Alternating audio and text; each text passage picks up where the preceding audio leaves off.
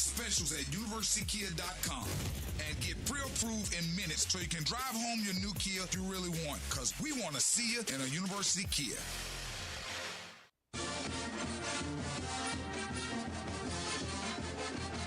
From the University of Alabama, this is Crimson Tide Today. It's daily update on Bama sports, and it's brought to you by The Good Feet Store. The Good Feet Store, helping people get back to the life they love without their feet getting in the way. Start your journey today at goodfeet.com. Hello again, everybody. I'm Roger Hoover. As we get ready for Alabama women's basketball at Texas on Thursday, here are some pregame thoughts from the head coach of the Crimson Tide, Christy Curry. Is Texas pretty similar to what we saw a year ago in March?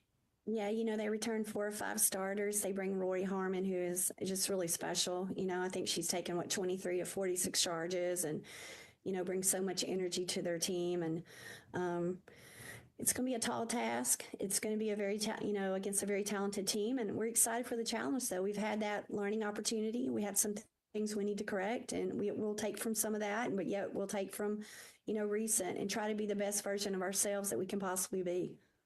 What do you feel like some of the keys to victory are for Alabama in this game? So you got to rebound. You can't give them second chance points. I mean, they score nearly half of their second chance. Their misses, they turn into points, and you got to take care of the ball. So easy baskets. Got to defend the easy basket. I'll have more in moments. This is Christian Miller for the Good Feet Store. I know from playing football at Alabama and in the NFL that if you have foot, knee, hip, or back pain, it can be a huge challenge. The Good Feet Store is designed to personally fit you with arch supports that alleviate and even eliminate your pain altogether. Try them before you buy them. They're in your free, no obligation, personalized fitting, and you can wear them home the same day. So if you're looking to improve your game, the Good Feet Store has you covered. Stop in for a free, personalized fitting today. Roll to victory at goodfeet.com. That's goodfeet.com. Roll Tide. Join us today for Crimson Drive, driven by NASCAR, streaming live at 2 p.m. Central on all CTSN social media platforms. Crimson Tide Today is brought to you by The Good Feet Store. Crimson Tide Today is a production of the Crimson Tide Sports Network from Learfield.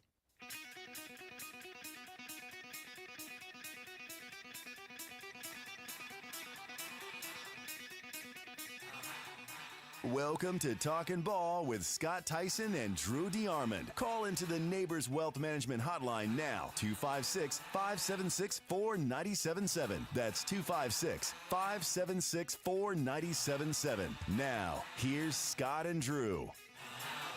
And just like that, there we go. We're off, we're running. We're brand new. We are Talking Ball, 97.7 ESPN, The Zone. Scott Tyson, Drew DeArmond, welcome back in to the program on a Thursday morning. A Thursday morning that sees us potentially getting ready for some nasty weather tomorrow. 18 degrees right now as you make your way into work, into school, wherever you may be headed. Thanks to the wind chill, it feels like 16 degrees out there. And because of everything that potentially could be happening tomorrow, WAFF 48 Storm Team Chief Meteorologist Brad Travis will join us here in about 10 minutes as we just kind of get an update on everything that potentially could happen so that we know what could happen. You got to make sure you get to the grocery store. Yeah, well, I got Biden yesterday. Did you go and get everything? $294. Thanks, Joe.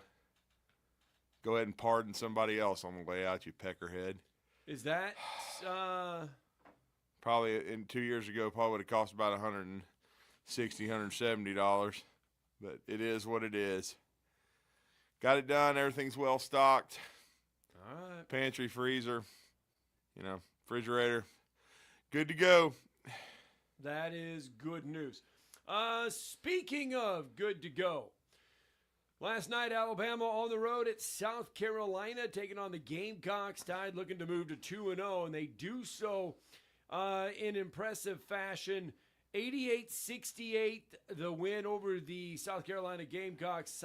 Tide's 7th consecutive win and 4th straight by 20 or more points. Now, the 20-point win was the 4th largest road win against an SEC opponent under head coach Nate Oates. Mark Sears became the second player in program history with 1,500 points 200 three-pointers, and 300 assists in their Alabama career. He joined Brian Williams in that category, and he recorded his 59th game, did Mark Sears, of his career, scoring 20 points or more, ending the game with 22. Yeah, I mean, he was just really efficient. He shot the ball well. He got off to a really good start offensively, and it goes back to what I was saying that was going to be the key to the victory for Alabama. As a team, they started a little slow against Carolina, but once he rattled in his first three, I think it kind of settled everyone down. And I do believe the biggest deficit they faced all night was 9-5. And a LeBaron Philon 4-point play got them up 10-9, and I don't believe they trailed the rest of the ball game. They just hammered South Carolina, and I thought going in they had a chance to do that if they took care of the basketball. They only had 11 turnovers, and to be honest, 3 or 4 of those came in the last 5 minutes when the game got a little bit sloppy. Alabama really did a nice job taking care of the basketball. They rebounded the basketball really well, and I thought just really whipped South Carolina on the glass. Yeah. And, Nick Pringle did play well against his former team. He nearly had a double-double. But as I told somebody last night, the thing with Nick is you always said, is it going to be a can of Pringles or crumbs? Well, it was like he got a can of Pringles and then a can of whoop ass because Alabama basically blasted South Carolina for the entire game. And I'll be honest, there was only one, I thought, drawback in the entire basketball game that Alabama didn't do well. They couldn't hit a free throw to save their lives except for Mark Sears in the second half. He hit a couple.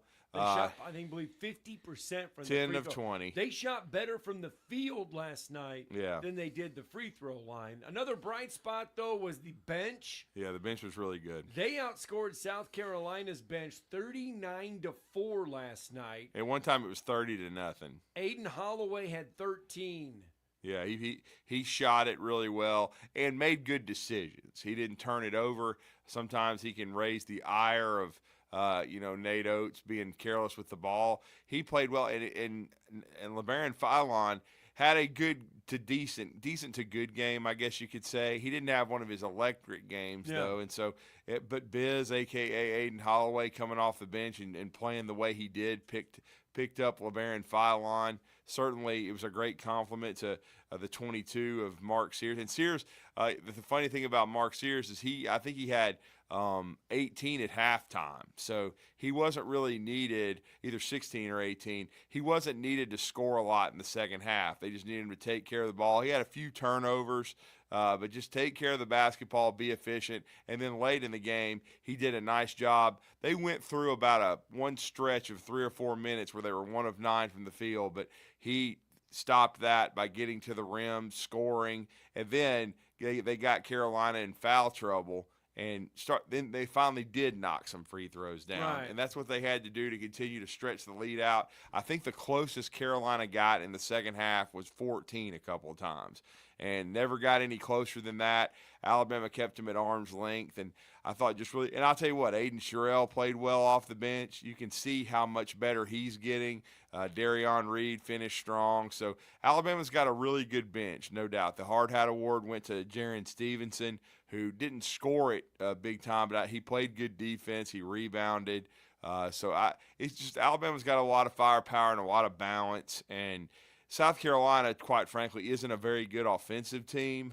And so I just felt like this was a road matchup where Alabama could make some hay. And now they're going to have a really tough test at College Station because, as always, Buzz Williams' team's a bunch of tough-minded SOBs because they got down 18 at Oklahoma without Wade Taylor last night. And what do? They come back and win 80-78 because Oklahoma choked all over themselves and had a bunch of live ball turnovers and just could not finish last night. Couldn't finish the game. Had a chance, missed a front end of a 1-and-1 late, opened the door, and you can't do that with a Buzz Williams team. Here is Nate Oates real fast after last night's game. It was good first road game for us in the SEC. I thought our guys answered the bell pretty well. We came out of the gate good early. Mark was really good early. I think he scored or assisted on 17 of our first 25. So, he looked like player of the year candidate, start the game. And, I thought they did a pretty good job taking him out of it a lot, especially early in the second half. I thought our defense was significantly better for the whole 40 than it had been. I didn't like the start of the second half. We've been having bad starts, especially when we have leads. So we made a little bit of a change. I thought the intensity picked up, and we were able to kind of keep the lead. I'm not sure how close they got there in the second half, but I thought we did a pretty good job keeping them at bay for the most part. I thought Mo Diabate's defense on Murray Boyles was one of the big keys in the game, to be honest with you. I mean, Colin, a lot of people have him first round of the draft. He shot 1 for 6 tonight, only had 6 points. I thought Diabate did a great job guarding him. Mo was plus 19 in his 17 minutes when he was in, so, he really impacts the game in a big way. I was happy with his effort. We got a lot of good efforts from a lot of people, so good road win for us. And I know they're down Stute, which obviously helped us. But you got injuries happen, and we got to take advantage of that stuff sometimes. Nate Oates after the win last night. The last remaining SEC game from last night. Oh, boy, John Calipari and company. Oh, brother me. They're now 0-2 in the league after Ole Miss and Chris Beard go on the road last night and get the best of the Razorbacks, 73-66. Yeah, the Razorbacks are struggling right now. I know a lot of the Hog fans thought he would, just have a seamless transition over there. Hey, look, no. What have I said a million times? Transitions are never easy. Nope. John Calipari last night in his postgame even lamenting that I didn't realize how good this league was going to be. So we've got to figure out, I got to show these guys how to win. And, they're a very young team. That's his formula. Now they got Tiro and, they've got and Jonas Adu and some older guys from other teams, and they kept Trevon Brazile. But the backbone of their team is really freshmen and sophomores. So they're very young. They're going to have to keep getting better. And right now the league's unforgiving. I mean, I'm just going to tell Arkansas fans right now, and I said this to Blake Lovell, I think Arkansas is going to have to – I think they'll make the tournament. I really do. But I think they're going to have to – be a 9-9, 8-10 type SEC team. I don't think they're going to be in the top half of the league. I really don't, because I think they're going to have a hard time winning on the road. I really do. And then you lay a turd last night and lose one at home to a good Ole Miss team. By the way, Ole Miss will see Alabama next week in Coleman Coliseum. So that's a good Ole Miss team. Chris Beard does a really nice job. And, again, no time to panic, in my opinion, if you're an Arkansas fan, but you still got to be concerned. But, again, if you're expecting a top 4 or 5 finish in the SEC, it ain't happening. It's just not. But you can take solace if you're a fan of the Hogs. I think early on in the Big Ten play, Eric the Liar's getting the hell beat out of him too. So he's not exactly lighting it up on the West Coast. Playing against a bunch of Big Ten schools. So, but again, I'll just say it's tough when you're in your first year. Even a guy like John Calipari, one of the great recruiters of all time, Hall of Fame coach, who was, I know Jeff gets all irritated and everything when I try to tell him that he was forced out. I can tell, give me a break, man.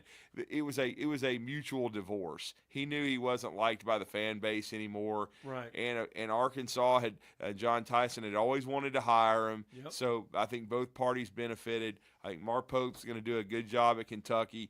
And it's going to take time, though, too. He's going to have some setbacks. And I think Kentucky's a solid NCAA tournament team, no question about it. They're good. Right.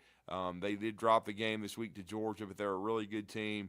I think they're better than Arkansas, but I think Arkansas will be a good team. They'll probably get better the second half of conference play. It's just a brutal league right now. Look, I think I saw Oklahoma Saturday. I thought Alabama was significantly better, but I think Oklahoma is still an NCAA tournament team. But think about them. They went undefeated in pre-conference, and now they're 0-2 because Alabama whacks them. in Coleman Coliseum, and then they're up 18 in the second half at home, and they can't hold it against Texas A&M, who didn't have Wade Taylor. So that's a bad loss for Oklahoma. And now, I think they're headed to play the against Hookham, and now and Hookham is not playing very well either. No, they're not. All right. That's how we get you started. A little SEC basketball conversation. Let's hit the pause button on that conversation. Let's get a break in. When we come back, we're just going to get an update on the weather for tomorrow. If you're making your way into work, into school, we're going to kind of give you an update on exactly what might be happening. I don't think there's going to be school tomorrow. I don't think so. WAFF 48 Storm Team Chief Meteorologist Brad Travis. He's going to join us next.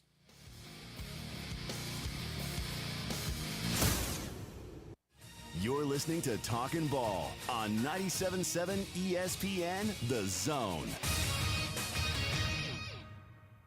Our newest wreck is 565 eastbound at Greenbrier on the exit ramp. Not much to it. We got eastbound 565 mile marker 2. That one had an injury. County line and Old Highway 20 was a no injury. And we had southbound 431 near Taylor Lane. That one reported with an injury. Officers, construction workers, and first responders put their lives on the line every time they step on the roadway. You can make it safer for them. Slow down or move over. It's the law. Captain Nick in the Valley Skywatch Traffic Center. Mike Rowe here with a quick question. Have you noticed cracks in your drywall, chimney, or exterior walls? I hope not, because if you have, they could be indications that you've got a much bigger problem with your foundation. That's where AFS comes in, a groundworks company. They can honestly assess your situation and create a plan to stabilize your foundation. Schedule your free inspection at afsrepair.com/row. And while you're there, check out my latest dirty job. It's a good one. Licensed in all states where work is performed. See website for details. Flying nonstop from Huntsville is a breeze on Breeze Airways. They're nice people, flying nice people to nice places on really nice planes. Let's be direct. Nonstop from Huntsville to the places you want to go. Las Vegas, Orlando, or Tampa, starting at $49. It's time for a weekend getaway or a long overdue week away. Time to check in using the convenient Breeze app and check out. What are you waiting for? Book today at flybreeze.com. That's flybreeze.com. Breeze Airways. Seriously nice. You've got to experience Toyotathon at Bill Penny Toyota. They've got the selection with over 700 new Toyotas to choose from. And they've got the extras with Bill Penny perks and a 10-year unlimited warranty. So get on over to Bill Penny Toyota today and experience Toyotathon. Bill Penny Toyota in Huntsville and online at BillPennyToyota.com. Bill Penny's Toyota 10-year unlimited warranty is valid through the 10th year of ownership. Valid on new vehicles only. See dealer for details. Isn't the story of the prodigal son an amazing story? Basically, a rowdy boy who literally wished his father dead, ran away, and consumed his wealth with hard and fast living. Yet the father looked for his return every day, and when the boy got tired of eating pig slop, he decided to return. What did the father do? As soon as he saw that boy, he ran to him, threw his arms around him, and killed the fatted calf for a great celebration. Hey, I'm John Dees, pastor of the Cross Point Church. If you're looking for a church home, come see us, smack dab across the street from the YMCA in Madison. Attention, attention, may I have the camp's attention? Your home of the college football playoffs. Playoffs? Is 97.7 ESPN, The Zone. Playoffs? Playoffs?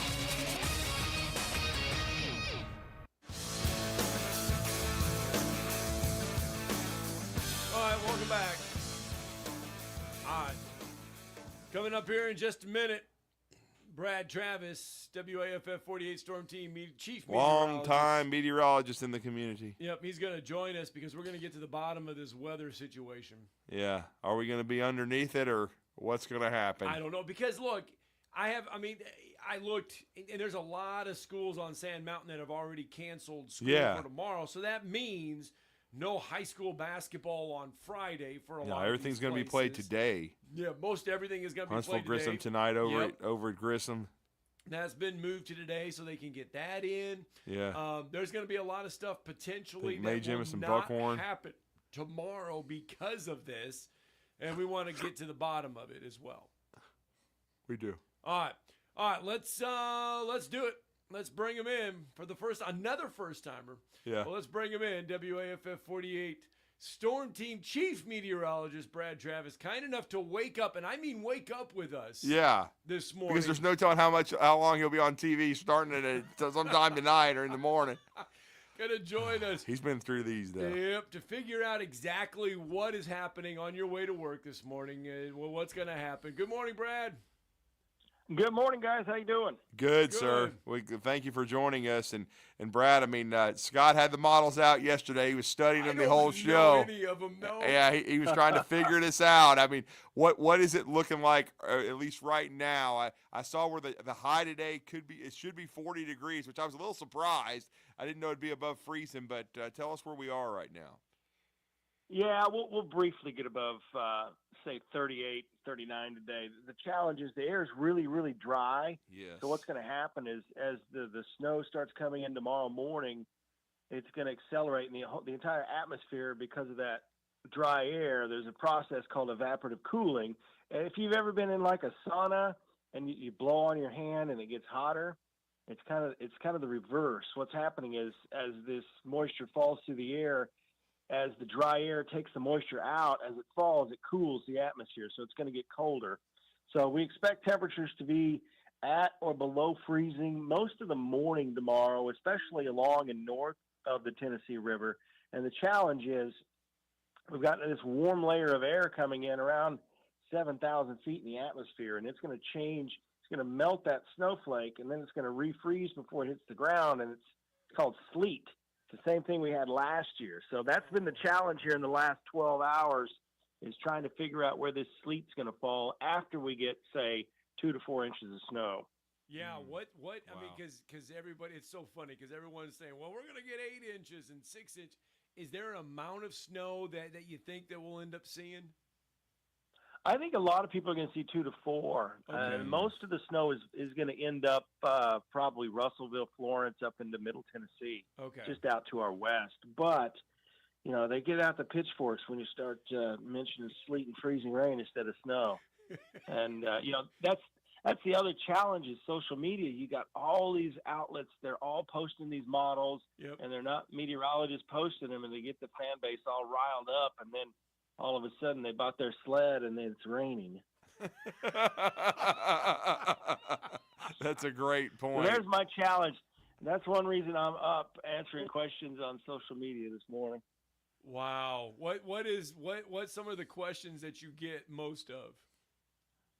Well, I think people, they read into it what they want to see, and the challenge is it's, you know, you go from Coleman County to the Tennessee state line, and there's a variety of weather going on, and you know, half the people they just read into it. They take pieces out of what you're writing, and that's what they come to the conclusion. Because last night, you know, I'm being honest with everyone, saying, "Hey, this may not be all snow," and they get mad. They say, "Well, you're just making us get excited," but I'm like, I'm just telling you honestly what's going on a 6-hour basis with this storm. It's not easy, that's for sure.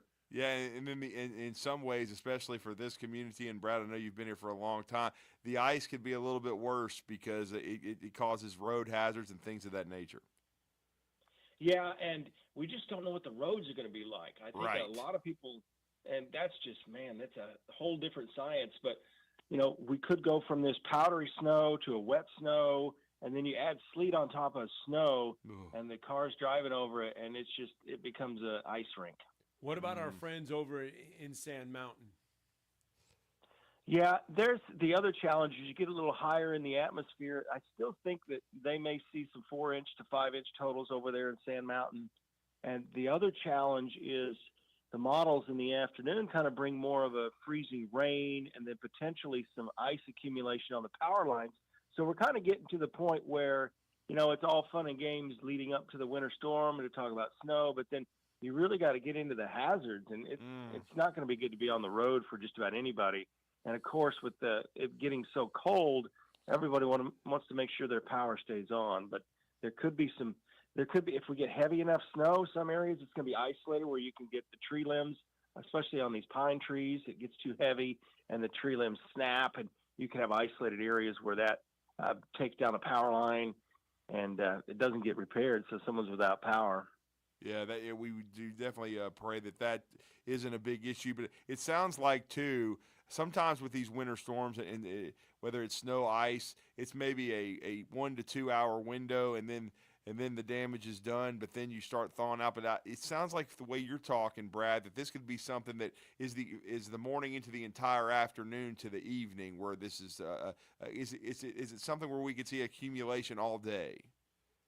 Yeah, we could. I mean, that's a possibility. Sometimes in the past, we've seen it to where the snow gets so heavy that it cools the entire atmosphere, and no matter what Mother Nature does up above, it stays cold, and we end up with more significant snow instead of that change over to sleet or freezing rain. But man, we're just right on the battle line, so to speak. Mm. All right, so tomorrow morning, I mean, we go on at 7. We should be good to do the show tomorrow morning, right? That's one of the big things too that we're trying to figure out. Oh boy. Oh, I see where you go. You want your own personal forecast. Hey, we got ulterior motives. Yeah, I think you'd be all right very early in the morning, but once we get towards 8, 9 o'clock, it gets a little dicey. The only thing is there's going to be less people on the road, and the less people on the road, the less traffic there is to pack this stuff down and make ice. Mm. But, yeah, I'll be driving down the road giving people updates on my way to work tomorrow. I guess I shouldn't have bought a four-wheel drive and just made somebody come pick me up.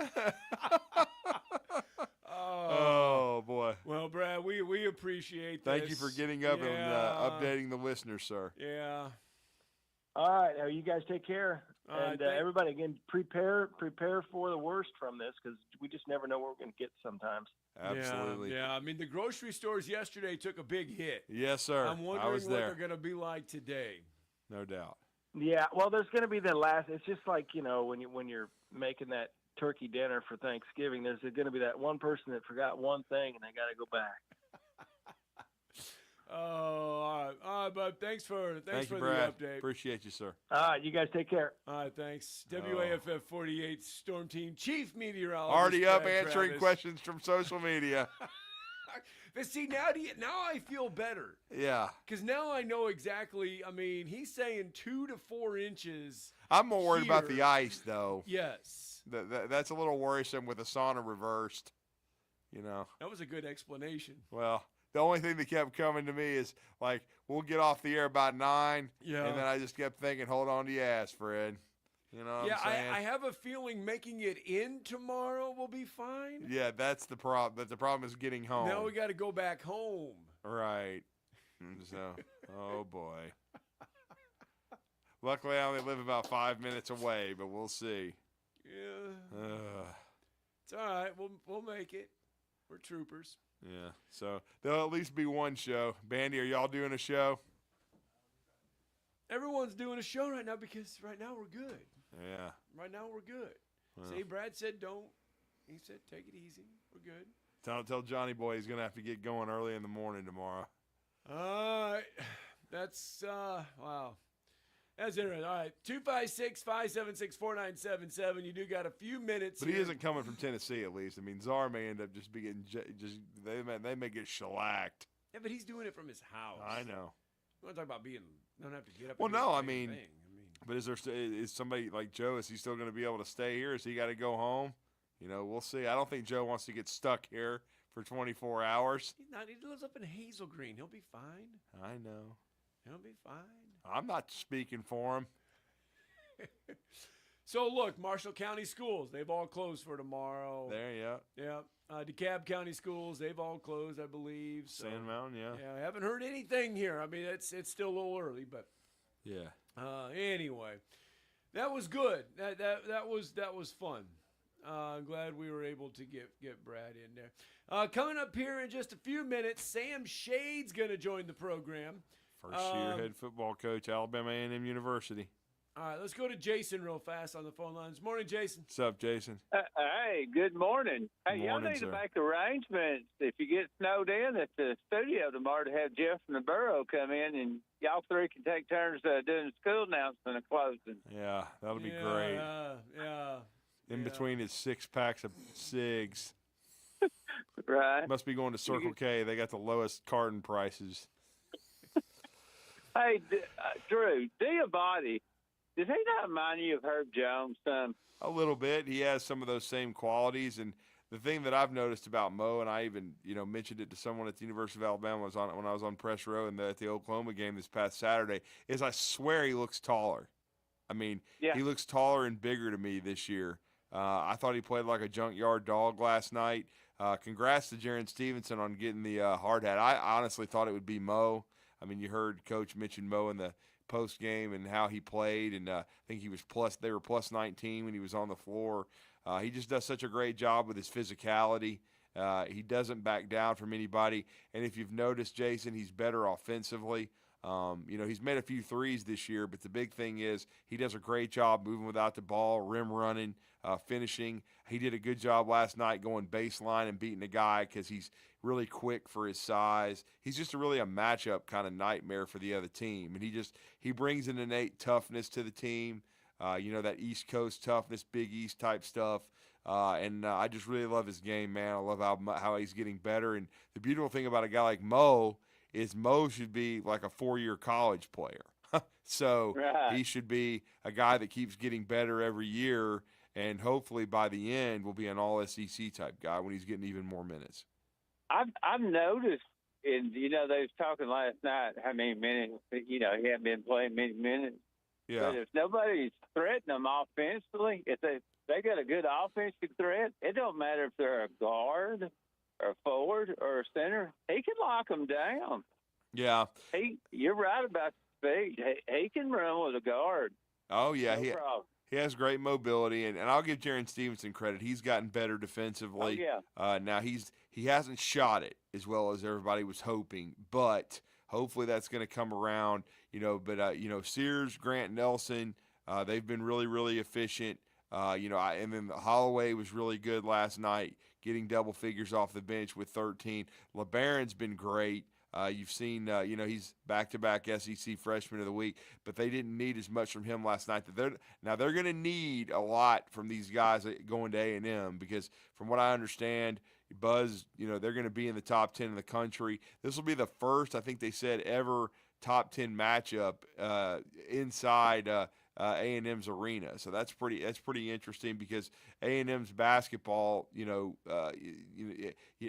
history isn't great except for the past maybe 20 years or so when Billy Clyde Gillespie got it going, and then he kind of set the stage, for Buzz Williams, and kind of that's their blueprint where they were good. But this is going to be a top 10 matchup. It's going to be a night game too.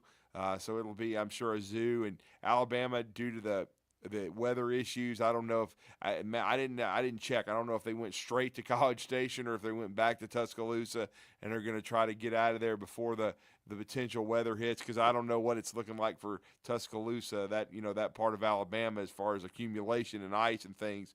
But certainly it's going to be a tough challenge because Buzz Williams' teams play with a lot of innate toughness, and Coach Oates has had trouble winning over there. So this is going to be a big opportunity to go to 3-0, and after that they've got Ole Miss coming to town. All right, Jason. Appreciate it, Jason. Thanks for the phone call. All right, we got to get a break in. I know we got Bama being a holding, but we got to get a break in because Sam Shade is going to call us here in a minute, and we got to get him in. The new head football coach from Alabama, A&M, is expected to join us here on the flip side. So let's get a break in. Let's get to him next.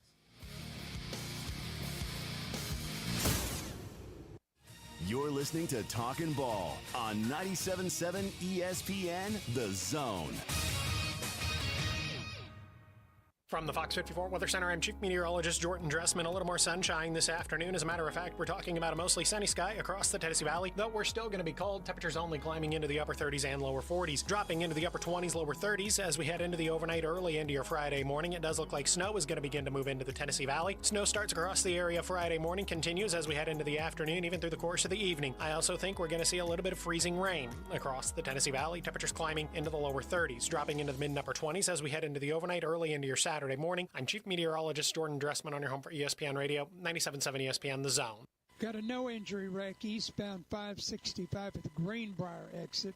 Had one eastbound at mile marker 2 that reported with an injury.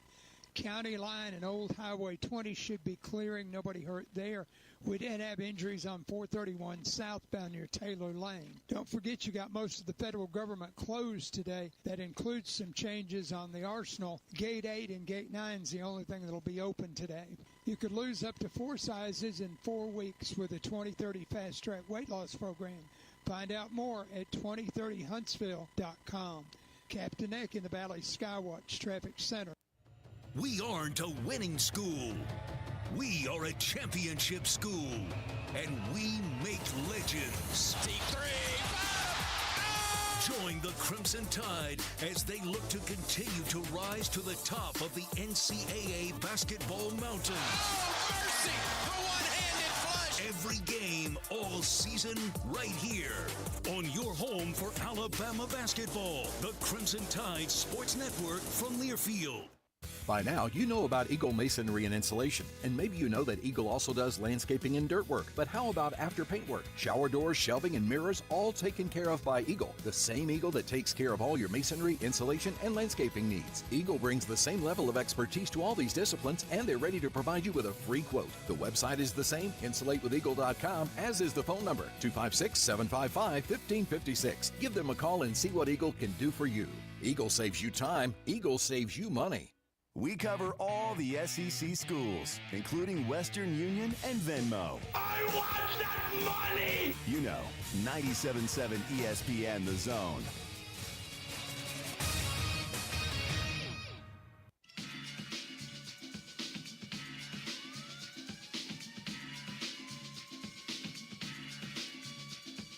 All righty, welcome back in.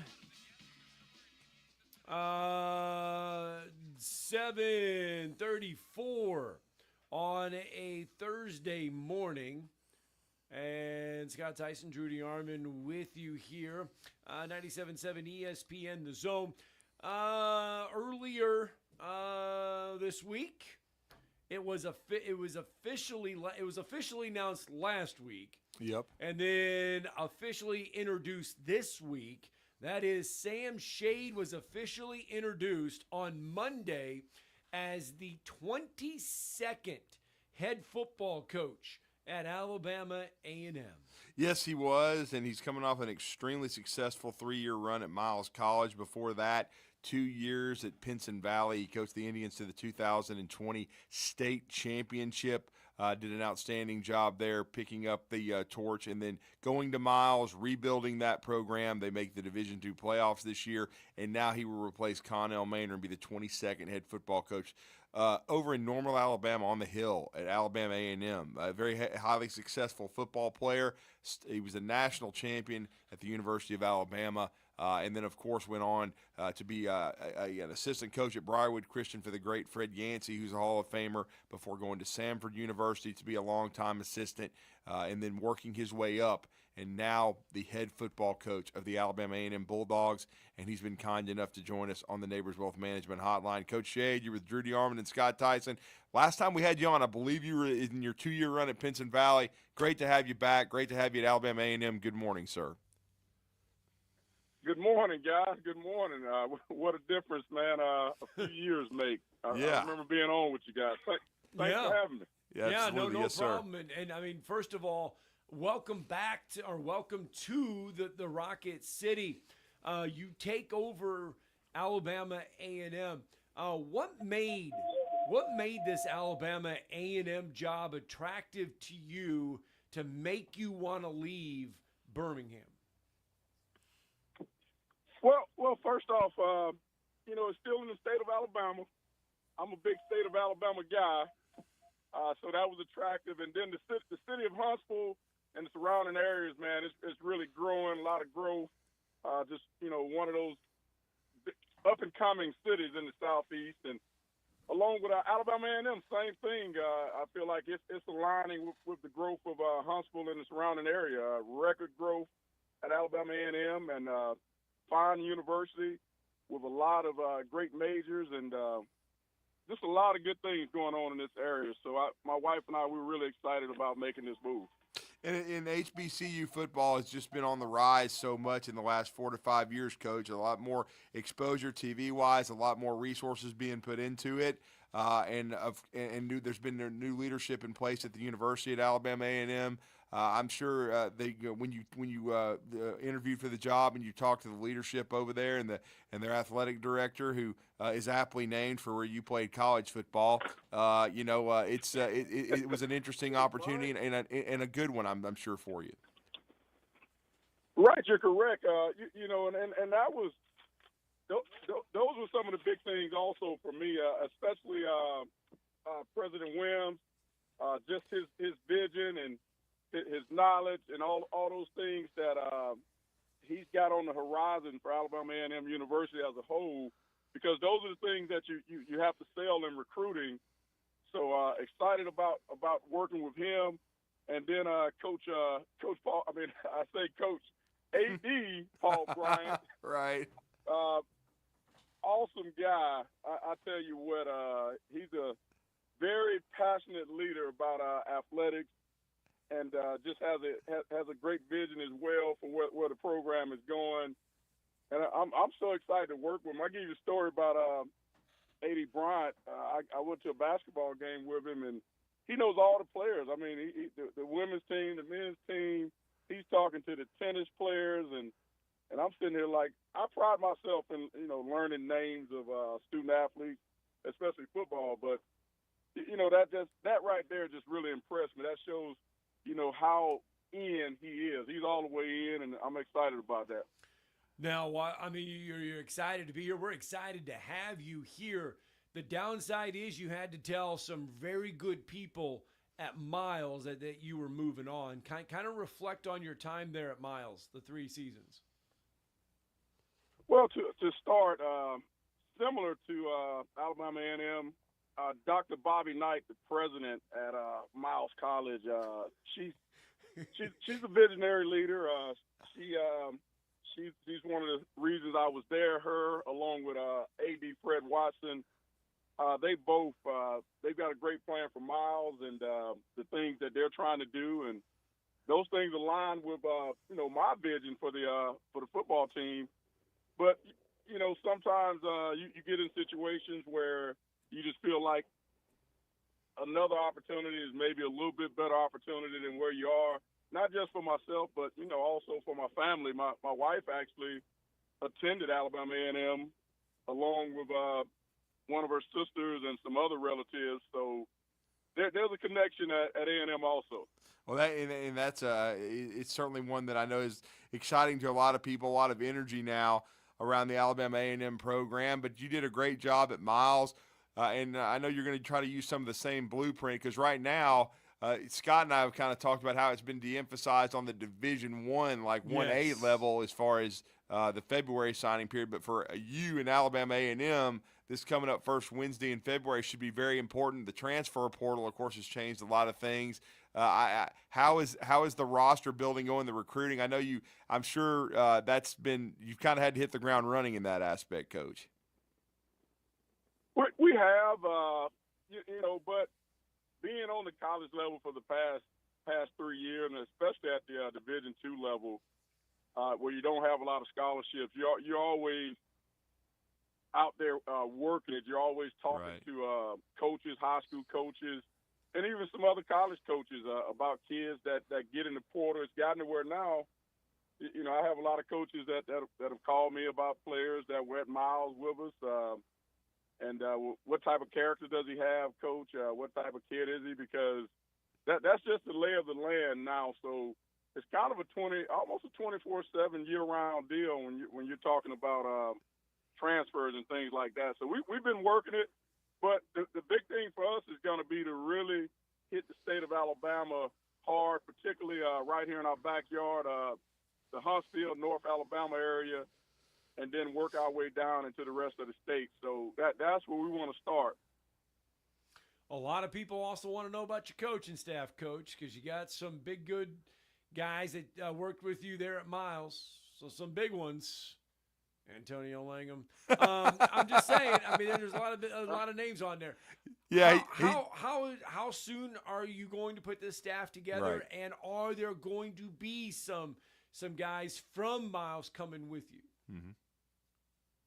Yes. There'll be some guys from Miles coming with me. Actually, over half of that staff is going to come. So, yes, there's a chance for some guys that people recognize. Name that for folks to recognize coming with me. I've got some great relationships on that staff outside of coaching, and so I'm excited about that part of it too. We'll get a chance next week to announce those guys. Obviously, we're going through the hiring process, things like that. You have to do background checks and all of that before you can announce who your coaching staff is. So looking forward to next week. Well, I can just tell you, I know you're a good recruiter because we have a great relationship with one Antonio Langham, and he talked about the dogged pursuit that you made of him to finally get him to come to Miles College. So if that does work out for him to come to Alabama, that would be awesome. But he's a great dude, and I know he did a great job with coaching the corners for you over there at Miles. Yeah, he did. He really did. Obviously, he's a good friend of mine. We go back. He was a year ahead of me in school, so we go back 30-plus years. Oh, yeah. Godfather to my oldest son, so definitely a great relationship there. And a lot of the other guys on that staff that were with me, guys like Ronald McKinnon, the North Alabama great, 10-year NFL guy, over 1,000 tackles.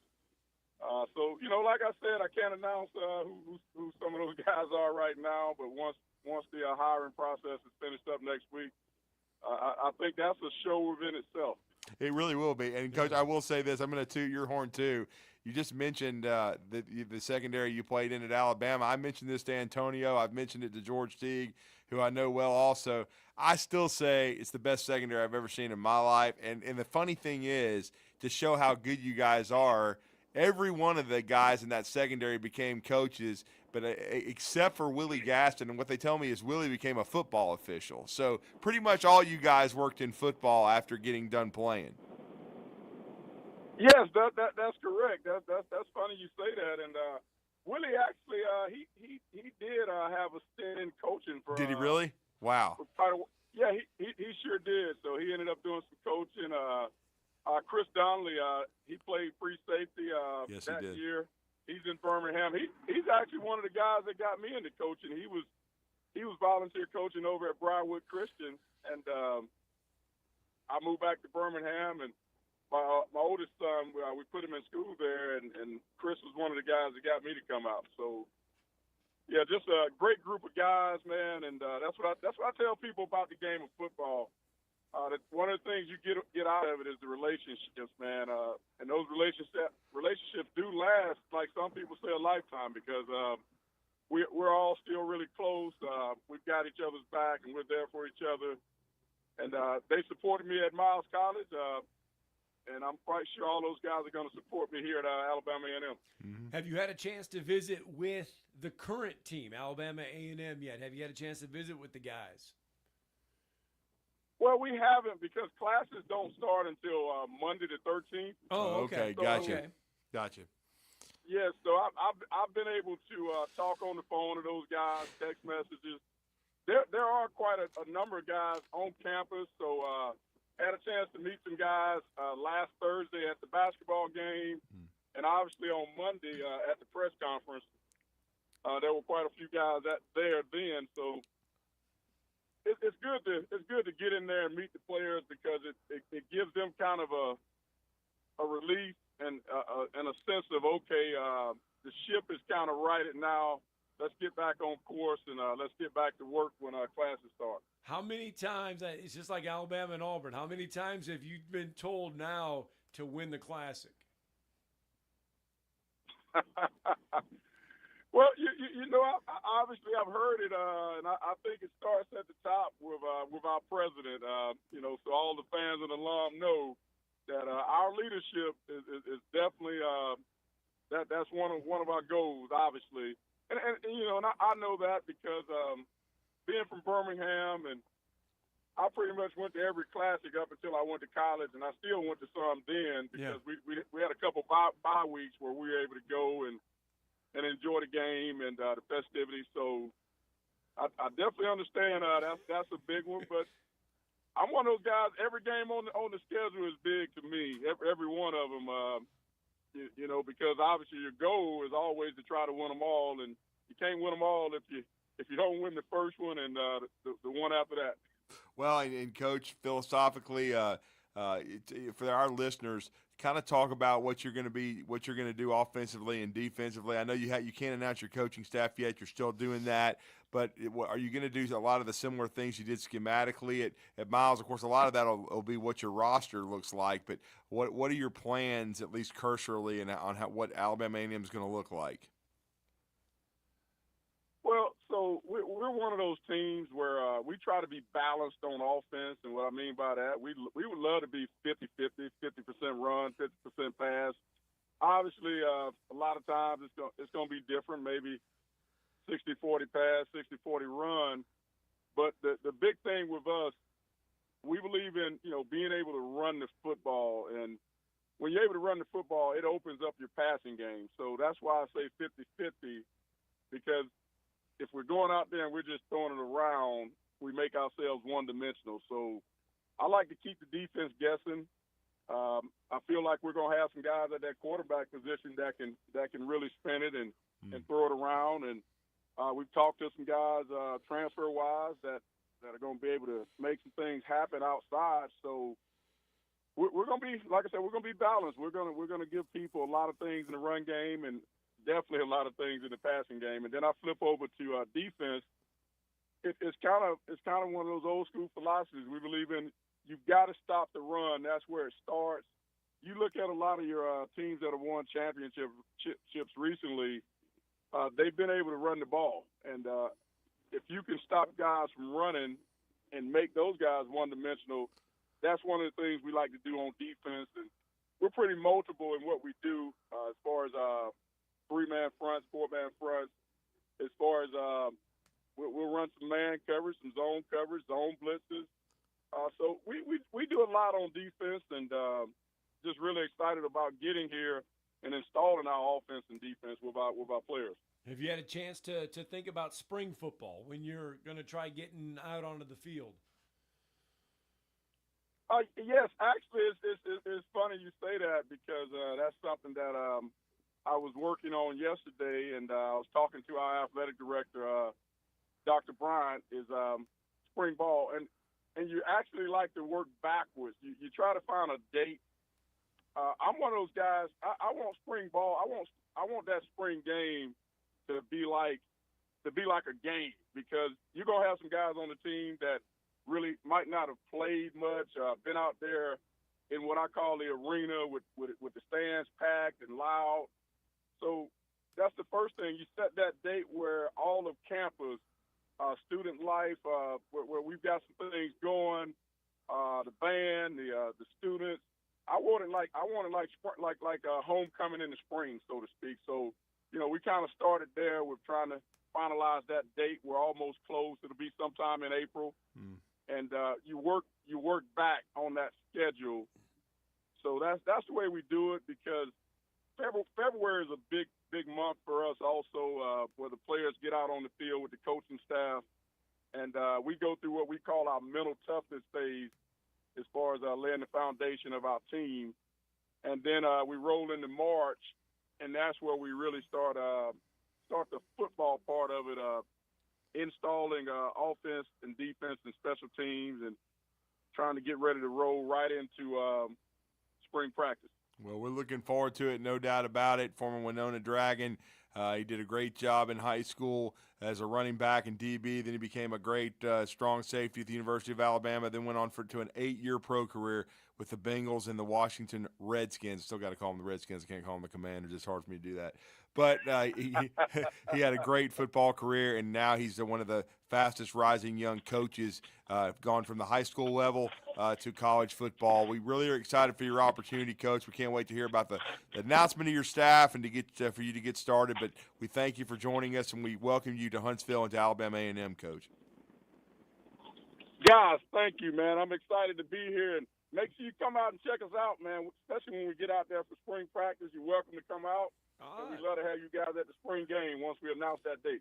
Yes, sir, man. I'll tell you what, we did a media day over there at the event center, and A.D. Bryant, boy, he can sell.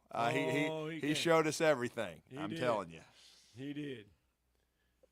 Well, And you got a beautiful facility over there, too. Louis Cruz is phenomenal. Facilities are great. Well, you guys come by anytime. Man, we really appreciate your coverage and having me on. And go Bulldogs, baby. Yes, sir. Thanks, Coach. Sam Shade right there. Man, good stuff. Exciting times for Alabama. Great football A&M. player. Yep. Guy that did, he was part of such a great secondary. People really don't remember how good he was, but, man, he could play. All right, let's get a break in. Wrap up hour one coming up next.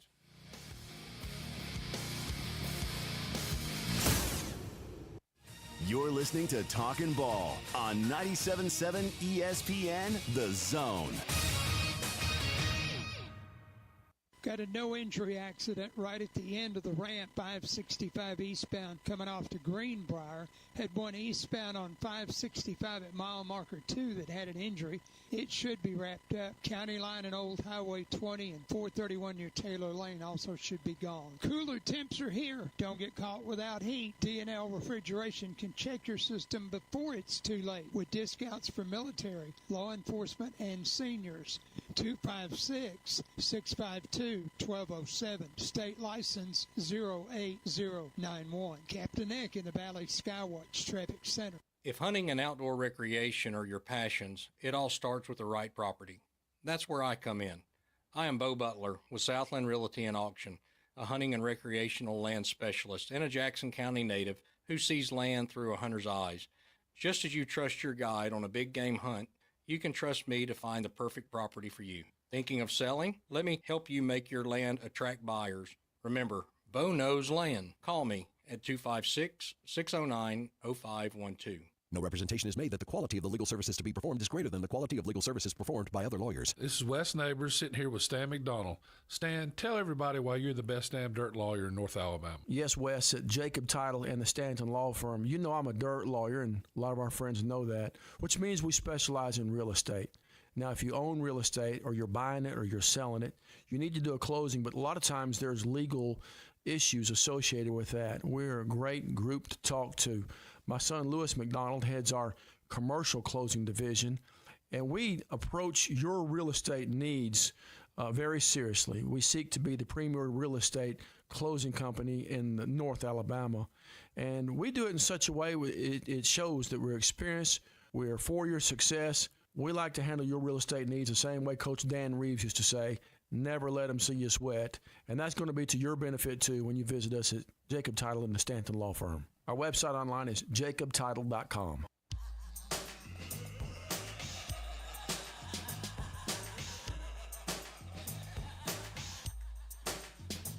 All right, 7:55 on a Thursday morning. Don't forget, coming up tonight, several basketball games in the area. If you want high school basketball, you can see Huntsville Grissom over at Grissom. If you want college basketball, you can see UAH and Montevallo over Dang it, at I can't Hall. clone myself. You can't. I can't to be at both of them, man. You can't. But you've got local options tonight because of the weather tomorrow night. Several things will be going on tonight. Yeah. So you've got that going on.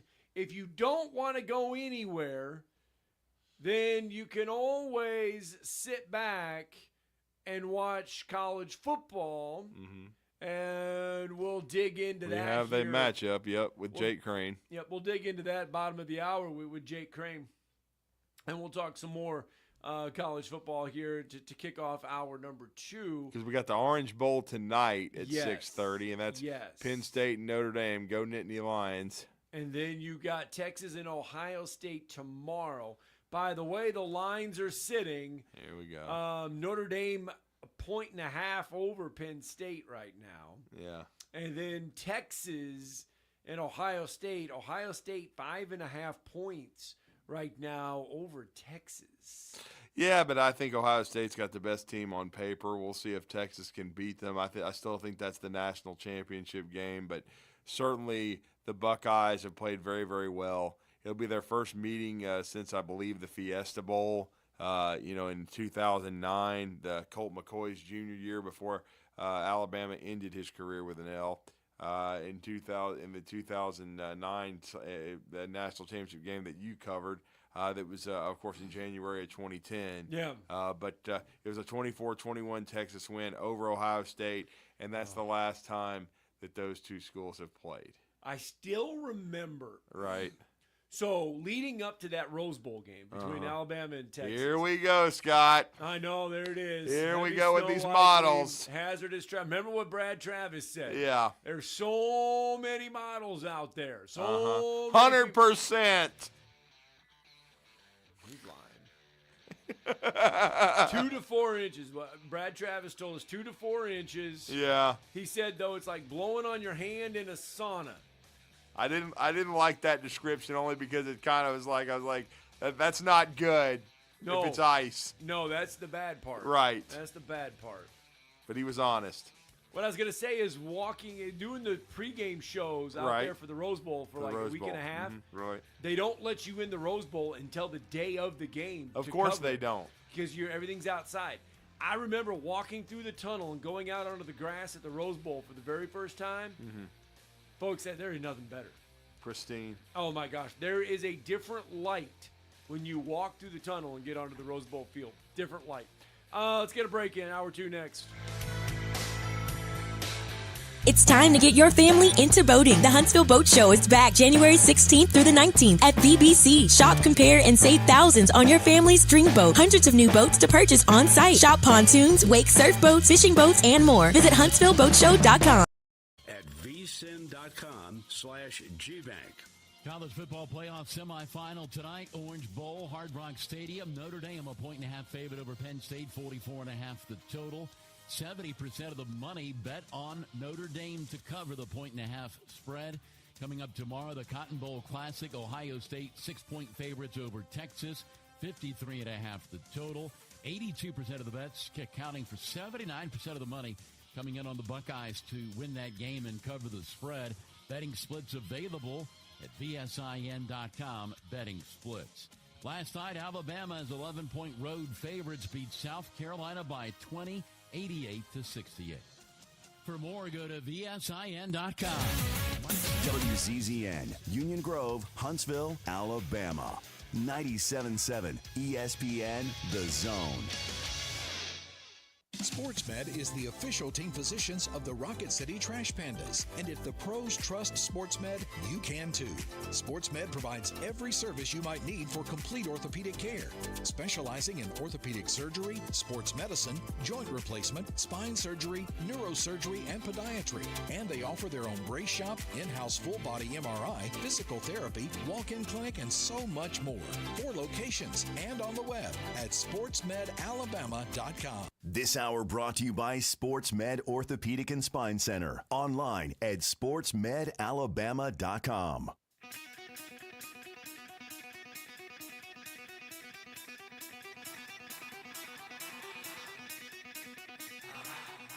Welcome to Talkin' Ball with Scott Tyson and Drew DeArmond. Call into the Neighbors Wealth Management Hotline now, 256-576-4977. That's 256-576-4977. Now, here's Scott and Drew.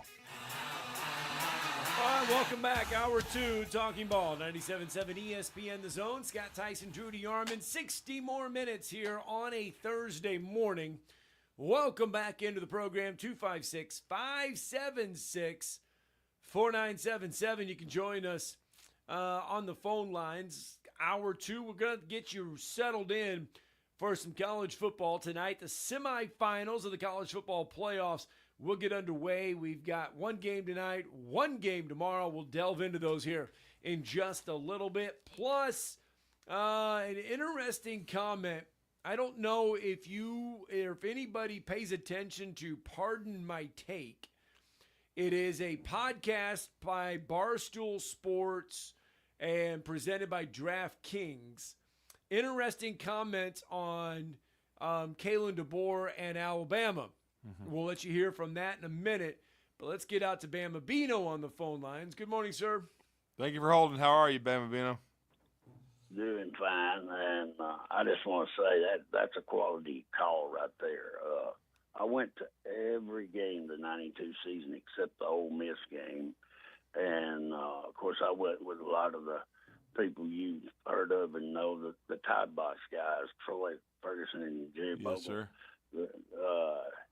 Jerry worked with my dad at Revere Aluminum there at Scottsboro, and but I was in camp with the class before his with Antonio Langham. Well, actually, he was before me too, after me.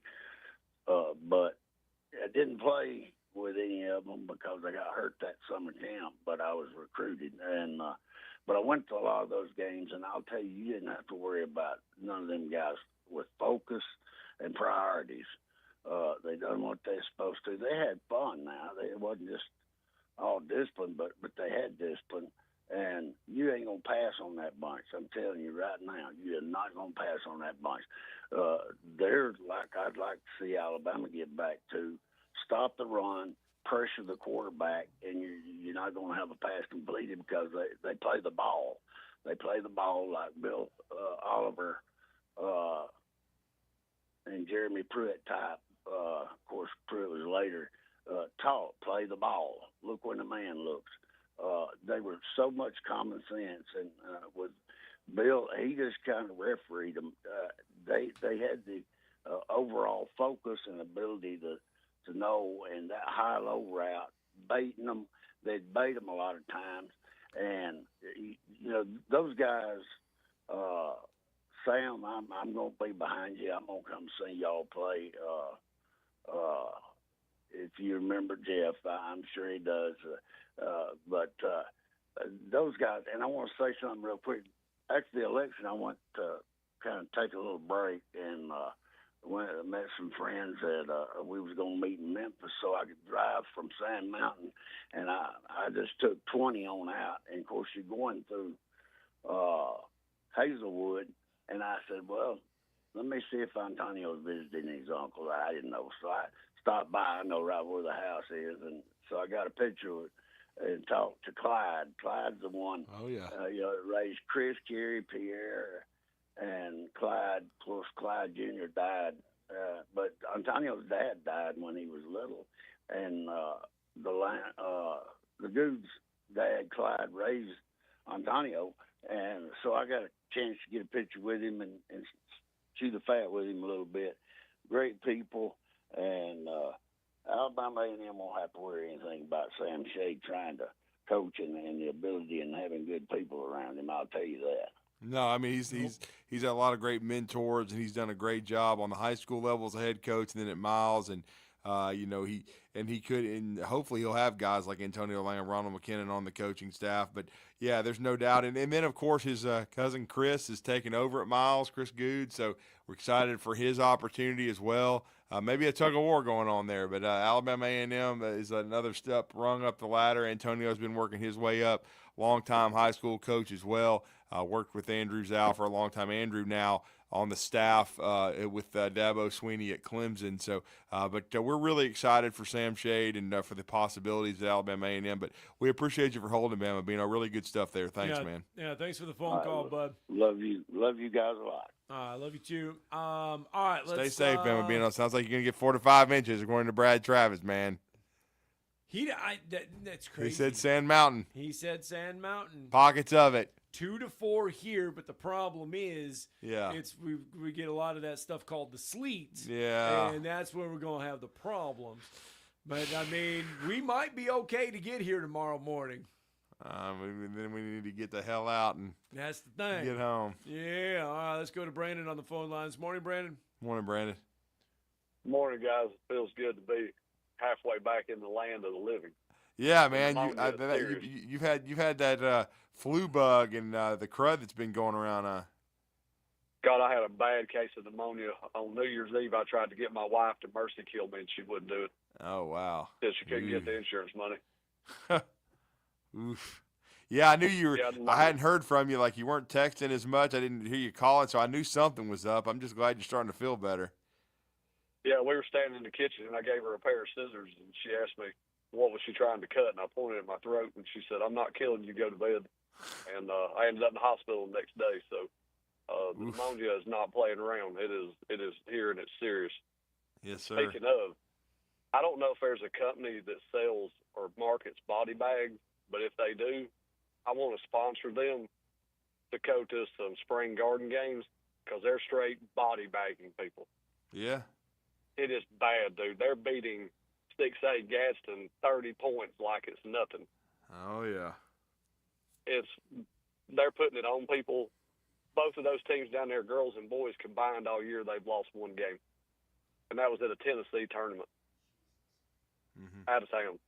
I mean, they are just straight putting it on people. I really believe Coach is about to cruise to another state title.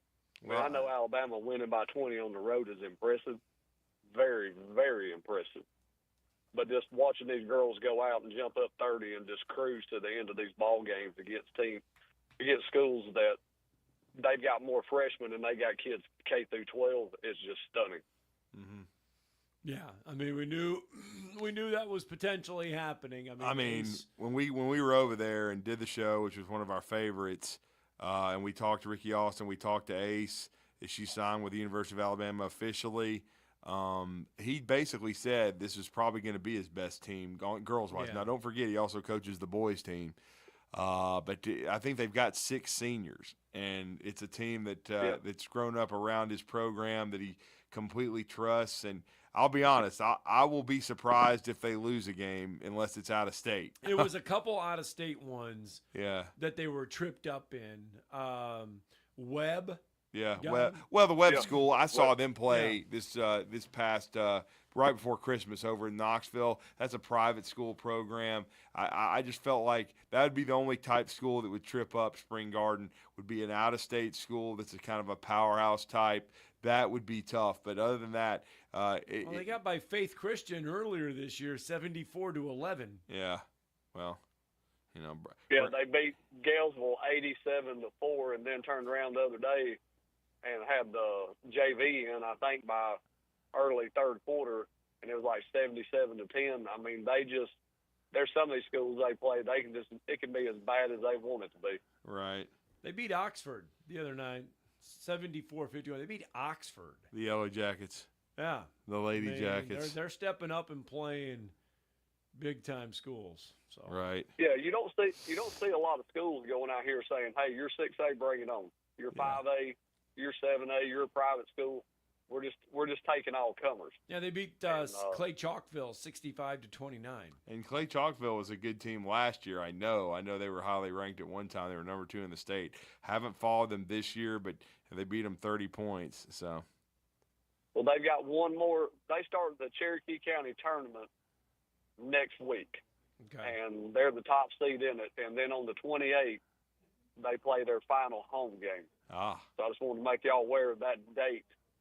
They had to swap some stuff around because they were going to have 7 straight road games to finish the season. Oh. And I'll be at that game, and there's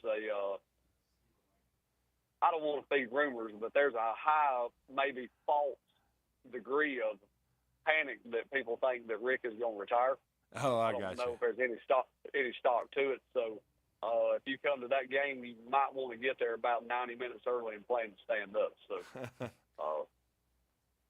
gentlemen, good to be back with y'all. Roll Tide, and tell Bailey and them that if they have our favorite weather girl on, if she's going to talk about snow, she needs to dress like Elsa. Yes. Happy New Year, Brandon, and I'm glad you're thanks, feeling man. better, bud.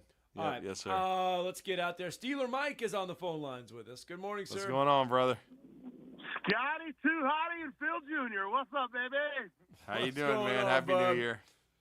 Happy New Year, guys. I think there's going to be a Netflix investigation within the next year on a point-shaving scandal. I think Tennessee was shaving points down in Gainesville, fellas. That's the only reason. We just kind of gave that one to them. Look, there's going to be nights, and it's not just going to be Tennessee, but there's going to be nights where all these SEC teams, these good ones, they're just going to run into a buzzsaw on the road. It's going to happen. My dad called me after the Tennessee game, all tore up. I said, Dad, what'd you expect? We're going to go undefeated? He said, I don't think we're going to lose by 30, but Is what it is. Drew, just wanted to see what your thoughts were on the battle for the Parkway tonight. Look forward to seeing you at the basketball game. Again, Happy New Year. Go Vols. Go Steelers. Beat the Ravens. Yeah, it's a big game for Mike Tomlin, certainly. And, by the way, all that stupidity about trading Mike Tomlin or whatever moving, how dumb is that? I know they have – I didn't realize that in one of the playoff games is 2016. But this is the Steelers, for God's sake. You don't get rid of Mike Tomlin. They've only had 3 coaches in my lifetime. I know. They haven't fired somebody in over 50 years. 3 coaches in my lifetime. Chuck Noll retired a Steeler. So did Coach Bill Cowher. And then Mike's in his 18th 3 year, I coaches think. in my lifetime. Give me a break. They just need to find a dadgum quarterback, man. Yeah. I mean, come on. But, no, seriously. It's going to be a good game tonight. Huntsville and Grissom already played. You guys had that game here on 97.7 The Zone. It was a third-place game. Huntsville handled business, won that game 68-45, but it's always tough when you're going on the road. I'm sure it's going to be a raucous atmosphere. This one's a little different than the Classic because there's no shot clock, right? There's no shot clock. Shot clock. There was a shot clock in the Classic, Yeah. no shot clock in this one. So we'll see, how Grissom, how they decide to attack Huntsville. And certainly they had some wars last year, especially that Elite Eight matchup over at Jacksonville, which went down to the bitter end where Grissom gave Huntsville all they wanted. So I would expect them to play better tonight. They've got some really good young guards. Monkus is a freshman. Prince Morgan, he's a good player. He's just he's 15 years old. He's a 10th grader, but he's very, very young. He's a really good young, guard, and they've got Mekhi Singleton. He came by, Medhai did. He came back from California last year, about the middle of the season. Played JV, now he's playing varsity. Really good shooter. They don't have a lot of size. That's the one thing that Grissom doesn't have.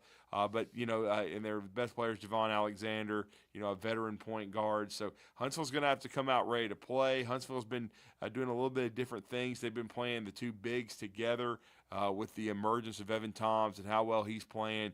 Josh Bowman's coming off of a strong effort player of the game performance. He did a nice job. He had a double-double in the win over Albertville, which was a 72-36 beatdown. They played really, really well. But again, these are the most important games. These are your 7A Area 7 games. You're trying to win that area title. You're trying to host the area tournament, and then of course, and not have to see this year with the regional over at Jacksonville. The top 2 teams in 7A doesn't make a dang lick of sense. But hey, the AHSAA, it was their decision.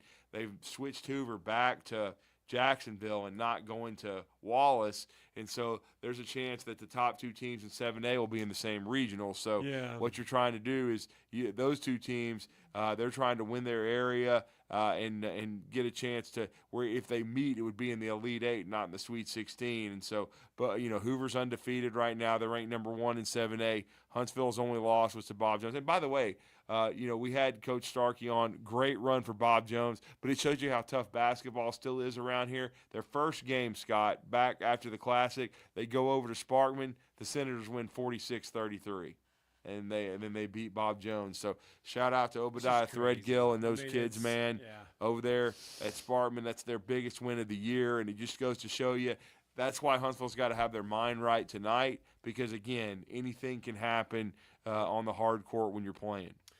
All right, that's a little high school basketball for you. And don't forget, coming up at Spraggins tonight, 5:30, 7:30. Speaking of a big game. Yep, UAH women taking on Montevallo at 5:30. The men will play at 7:30 tonight. So we got basketball going all over. Tonight may be the only night you can get out and watch basketball because tomorrow you may not get out. You may not get out to watch. We just hope we get home. Yeah, you may not get out. So there you go. Well, let's get a break in. More Talkin' Ball. 97.7 ESPN The Zone will return. You're listening to Talkin' Ball on 97.7 ESPN The Zone. Got a couple of new accidents. Had one Slaughter and Potter's Wheel. That one reported with injury, but they canceled Himsey on it. Now we got 153 and Nick Fitchard. Got a vehicle off into the bushes there. They are reporting it with possible injury. New year, new projects, and the old ones have to be finished. Snelling can help with admin, business support, and accounting needs. Snelling, how the area's best companies hire talent. Huntsville.snelling.com. Captain Nick in the Valley Skywatch Traffic Center. We aren't a winning school.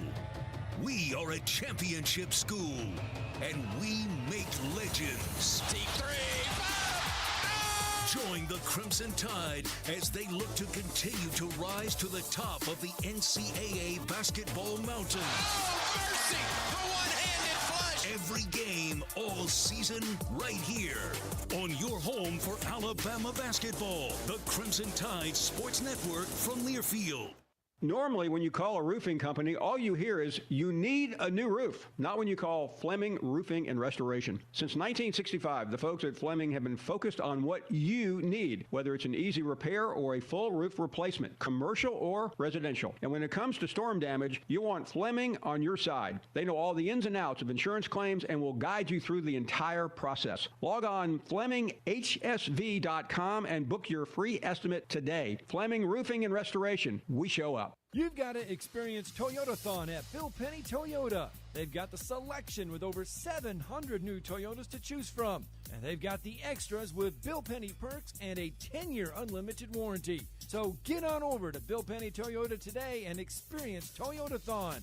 Bill Penny Toyota in Huntsville and online at BillPennyToyota.com. Bill Penny's Toyota 10-year unlimited warranty is valid through the 10th year of ownership. Valid on new vehicles only. See dealer for details. Orthopedics. You're thinking bones, muscles, and joints, right?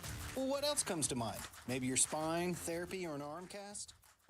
Want to save some money? I can take money and I can make it into more money. Just check out our zone deals online at 977ESPN.com. We are 977 ESPN The Zone.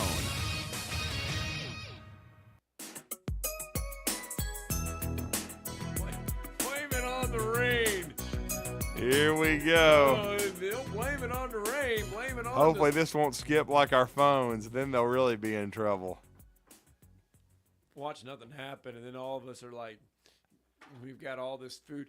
I tell you what, you walk into my house right now. How much did you spend? Well, I don't know. You don't know? No, I don't know because Your wife bought it? well, I think we've did it in shifts, and I In don't shifts? Think, I don't think like I think she went to the store and picked up some stuff, Right. and then I went to the store and picked up some stuff, and then I think she like stopped again and it was like, oh my gosh, I forgot this. things. What Brad was talking about. So the next thing forgetting I stuff. know, I left the house this morning and I looked, and we've got more. We got enough bread. It looks like we own. I saw damn some bakery. shelves people putting on social media that were empty. So y'all are part of that. Well, I know we've got a couple things of English muffins. Y'all got We've English got a loaf of sourdough. We got Oh, a couple wow. loaves of 5 grain. So We in got other words, another I loaf- only got hamburger and hot dog buns. If I need some bread, you can help me. Oh, we got enough. Oh, I got wow. a loaf of brioche bread. Brioche? Yeah, that's for French toast. Man, that's highfalutin stuff. This is talking about a Food Network and everything. That's for French toast. Yeah, it totally I got really the is. heavy whipping cream in the refrigerator. Uh-oh. I got Heavy- the eggs, heavy a little bit whipping of cream. vanilla, a little bit of cinnamon on there. Put them in the Look out. pan. Uh-oh. Ooh, brother. I love me some French toast. Oh, man. You know that. Pancakes or French toast? I'm right in there on French that. toast for me. I'm a French toast guy, Oh, man. love me some good French toast. Yeah. And the croissant French toast over at our good friends at Metro Diner. Oh, Good Jonathan Lord. cooking it up good. Ooh. And calling from the line. Oh, Jonathan's cooking it up good. All right. Kalen DeBoer. Rain, sleet, or snow, is Jonathan going to be open tomorrow? I think so. Should we find out? Heck, I'm not well, going to call him. But No, here's what we do. We probably just need to call him during the show tomorrow. How's it looking? Man, if we did that, how cool would that be? Yeah, we could just call him from the line again. Like We may just call. We may just do that. He could just lean over and we could hear the bacon, cooking. Kalen DeBoer. Yeah. Speaking of being cooking, cooked, here we there's a go. lot of people that think Kalen DeBoer is going to get cooked next year. There's a lot of people that believe that he's so. This is interesting. Pardon my take, a podcast, part of the Barstool Network. I had to listen to it because I had to make sure it was clean first. This is what they had to say about Kalen DeBoer, and I don't know if it's true or not. Is Kalen DeBoer going to be okay? No. Oh. He will be a 2-and-out guy. Whoa. He will be who's their quarterback next year? It is very funny that Alabama, they're kind of not screwed in NIL, but they are not the same as Ohio State or Michigan or Texas. No. They don't have the Oregon same boosters. even. Yeah. Listen, Alabama, not to brag, but me and Fornelli did sit on his couch before the year and said Alabama's not going to be competing for national title because Milroe is not good enough. I also said Travis Hunter would win the Heisman. But you did. But Milroe was still the best they had. What's coming down the pipe at Alabama? And running back, they've been normal forever. Receiver, they're normal. Ryan Williams. They're just Ryan Williams. Yeah, sure. Hello. They are way closer to a normal SEC team than they've ever been, and nothing is happening to make me think that's going to change. Nick Saban's going to have to come back and save him. I don't know. I guarantee you, if they go 9-3 again or 9-4 with the bowl up, he's out. I think he's full of it, and he's also a Mississippi State fan, and they suck. So just concentrate on that, pal. 2-10, couldn't beat my grandmother. I mean, like I said, it's just one of those things. It's, and God rest both my grandmother's souls here. But I mean, they're just Mississippi State's not very. You talking about somebody's 2-out is probably Jeff Levy because I don't think they're going to be any better. I think they're going to stink. Okay, now I don't think Alabama's going to stink, and we'll see. But I mean, I know that Alabama was, heck, in 2019, Alabama didn't make the playoff, and Tua Tagovailoa, turned pro, right? Coming off the injury, and Mac Jones had only started a few games, and he became a first-round draft pick and a first-team All-American and a Heisman candidate and everything and all that nature, and led Alabama to a national championship. I'm not saying Alabama's going to win the national championship, but I do think they're going to have a good shot at making the playoff because whether it's Ty Simpson, whether it's Austin Mack, whether it's Keelan Russell, and obviously he hasn't studied up on Keelan Russell, who was the Gatorade National Player of the Year. I mean, you might want to do a little research about that instead of just bloviating and saying that, Kalen DeBoer is going to be 2 and done. Maybe things won't go well, but I think they've had a good off season so far, and I hope things like that keep being said. Go ahead and keep hammering that Alabama's not going to be any good. Let morons like Andy Staples keep putting, top 10s out with 5 SEC teams and not Alabama. I don't care. I mean, I'm sure Andy's probably selling his autograph on eBay, considering his ego.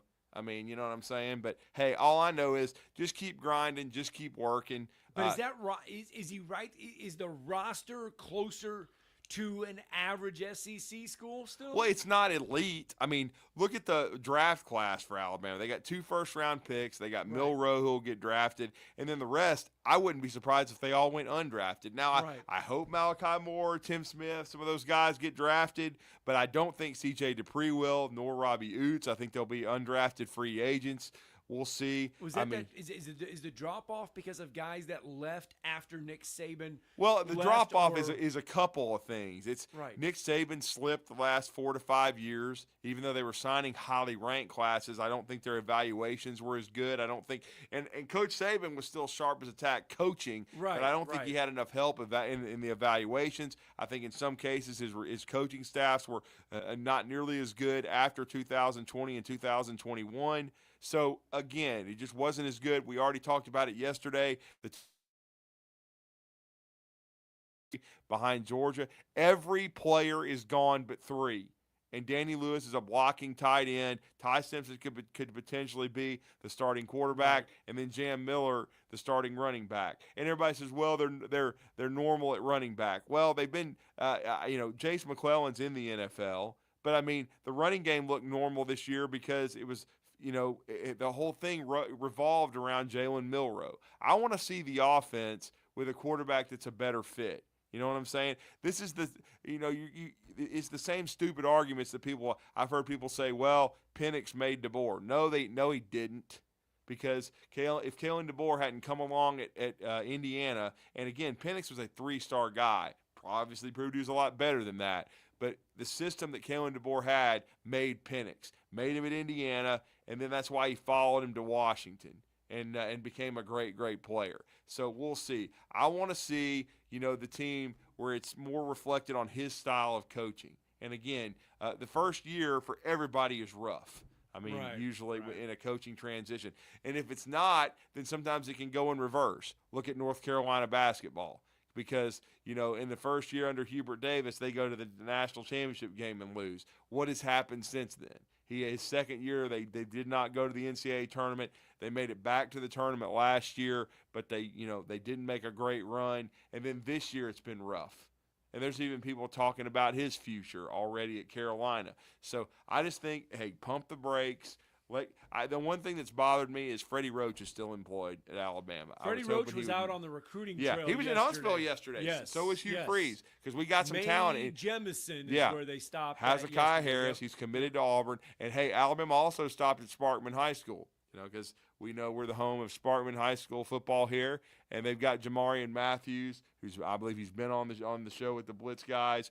And he's a heck of a player. And I know he's has heavy interest in Alabama. Hezekiah already committed to Auburn, hadn't signed anything yet, but certainly an outstanding player, with Rico White and those guys. So, again, I know football's a little down around this area, but, hey, still got some talented student athletes, and great to have, Freddie Roach and certainly Kalen DeBoer in town, and then Hugh Freeze and Rock Bellatani. And we talked about Rock coming back to that Auburn staff yesterday.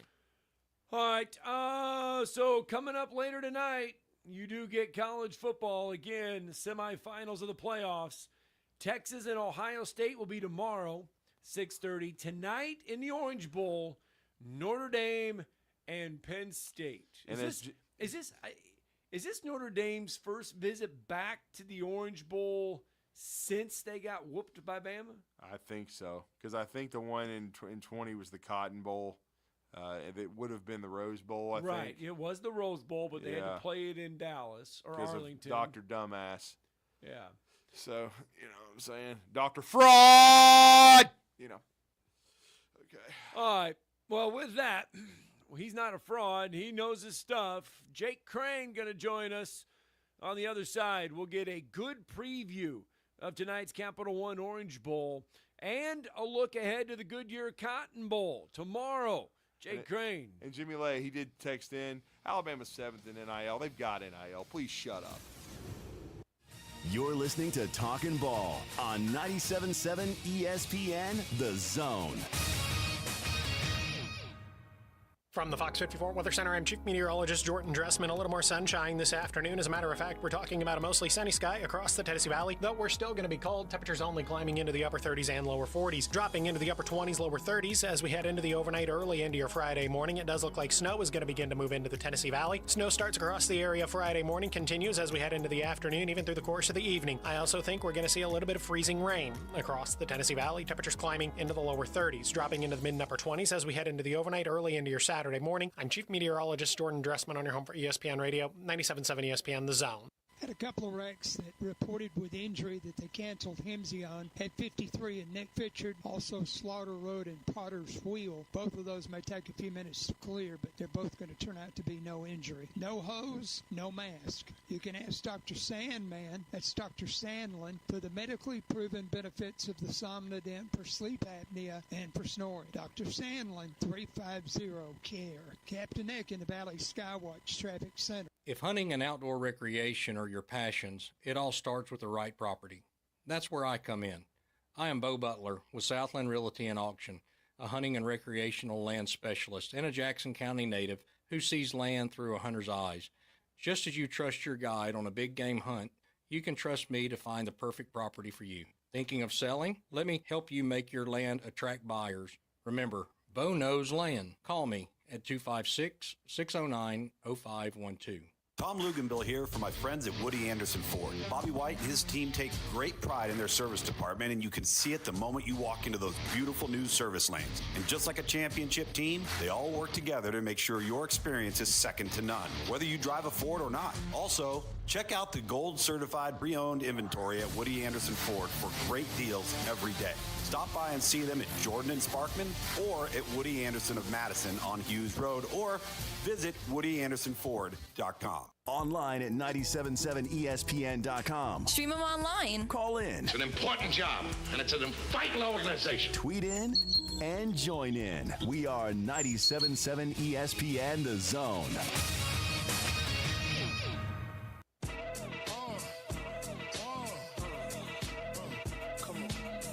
Welcome back. Talking Ball, 97.7 ESPN The Zone. And this hour, we've kind of really focused in on the college football conversation. We did a little bit in hour number one, in case you missed it. New Alabama A&M head coach Sam Shade joined the program in hour number one, so you want to go back and listen to that interview. It'd be a great interview. Great stuff with Sam Shade. Coming up tonight, though, you do have the college football playoff semifinals. The first one will kick off at 6:30. Penn State, Notre Dame. Notre Dame a 1.5 favorite. Doubt they have weather issues in Miami. No. And then tomorrow, you get Texas and Ohio State. And by the way, yesterday, Cotton Bowl officials did release a statement and said, hey, look, the weather, we've looked at it for the next 24, 48 hours. Their models are showing that it should be okay. They're not expecting any problems out there in Arlington for this ball game. So all should be good between Texas and Ohio State. Ohio State did arrive last night. They got into Dallas. They're staying in Dallas. Both teams are staying in Dallas. They'll take that short bus ride over to Jerry's World from Dallas to Arlington. Not very far. There to Cowboy Stadium, AT&T Stadium. So all Cowboys is good. Sure ain't playing.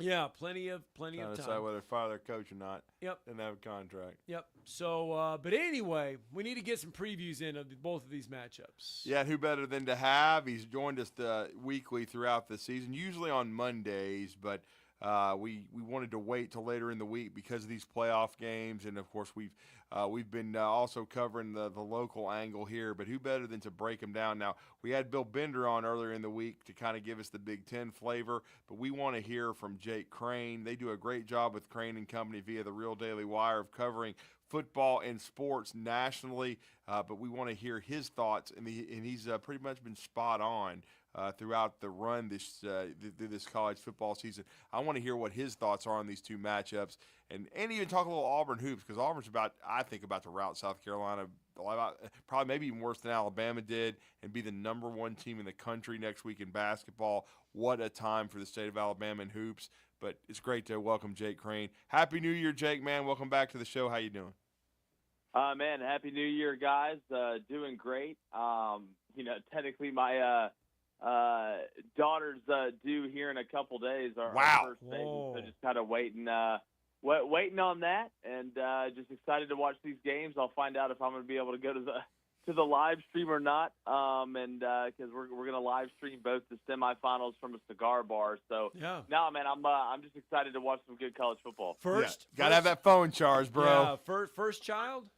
Yes. Oh yeah, first one. This is the leadoff hitter. We're just see if we can just get a smooth at bat and get down to first. No greater feeling. Congratulations, absolutely, there. Man. Yeah. Congratulations Yeah. there. And by the way, I know you're based out of Nashville. Hopefully, how's the weather looking over there? Because in Tennessee, we're hearing they could get smacked pretty good. Yep. That's what, of course. The first child we have. I'm over here. We actually have a doctor's appointment this morning, but I'm trying to figure out what the plans would be if for some reason we're snowed in. I may just have to Dennis Quaid from the day after tomorrow this thing and put on the snowshoes and carry her there. But no, we got a couple plans. I just I'm hoping it's not as bad as what they say it's going to be. Yeah, absolutely not. We got Orange Bowl tonight. You do get to enjoy that, hopefully for a little bit. Notre Dame, Penn State. Notre Dame's going to kind of want to run the ball. Penn State's got to be able to tackle, which is something that at times this year they've struggled at tackling. But how do you see this one? It smells like to take the under, but what is your thoughts, Jake? What are you feeling? Well, look, I think when you look at Notre Dame and what they've done and kind of the difference between them and Penn State is I think they play better complementary football. I mean, just go back to the Georgia game. Yeah. They score a touchdown on special teams.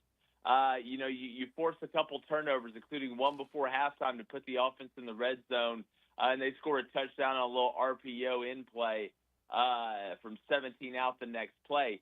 in big games for Penn State, what's cost them is their lack of ability to play complementary football. Go back to the Ohio State game. Defense played really well for Penn State. Offense let you down. You go to the Oregon game. The offense played unbelievably well, but the defense basically made Oregon look like the Globetrotters. So can Penn State put it all together? They're talented enough to win this game.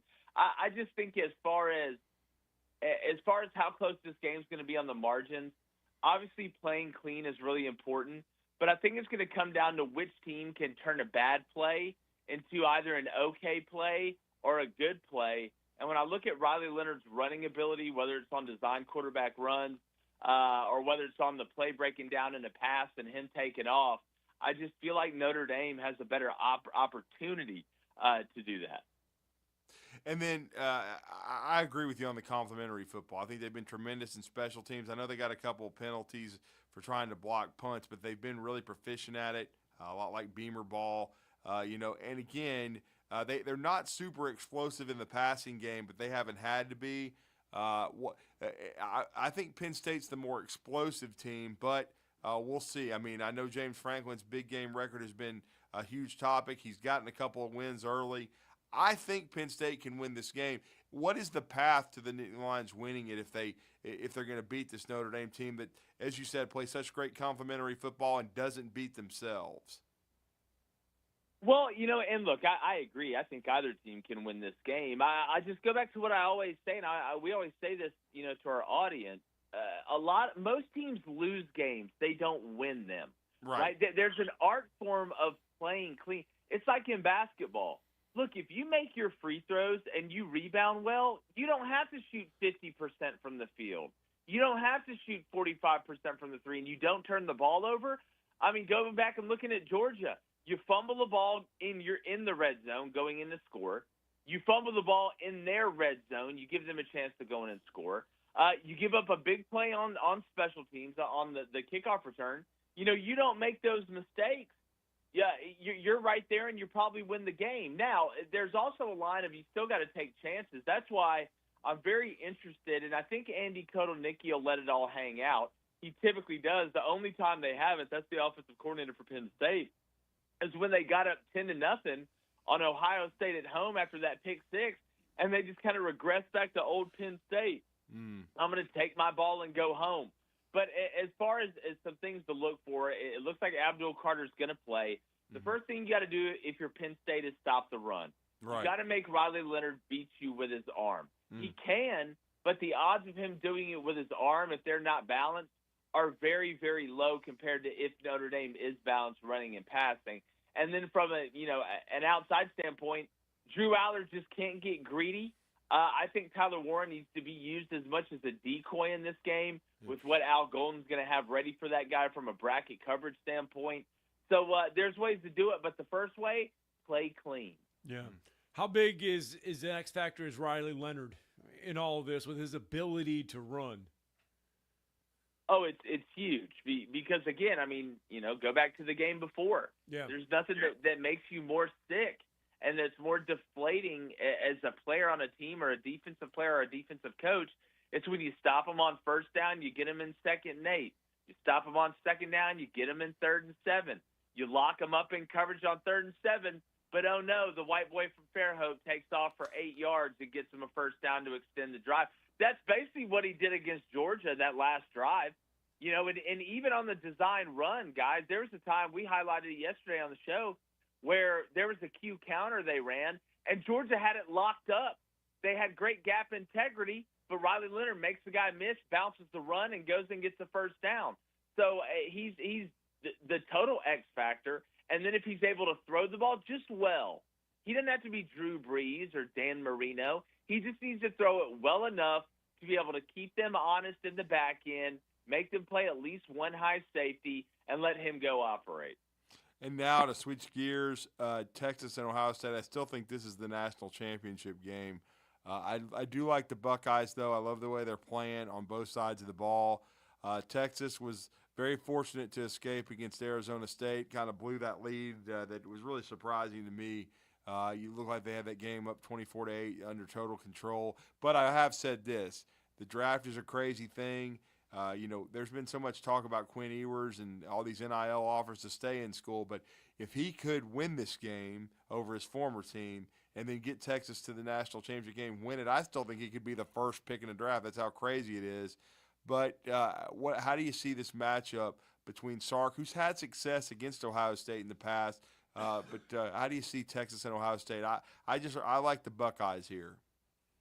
Well, I mean, it's hard not to when they're playing like Heaven's Army. I mean, you look at the personnel and the roster they have. It's amazing when they don't have an emotional game plan and they're not trying to prove a point that they're tougher and more manly than Michigan, and they're actually playing to their strengths. They're beating people to death. Yeah. But the biggest worry for me, guys, and we've kind of seen this against Georgia a couple times, and the injuries have kind of mounted up. It's Texas on the offensive line. Banks went down last game a little. I think he's going to play, but he's beat up. Gooseby had to come in for their right tackle and play.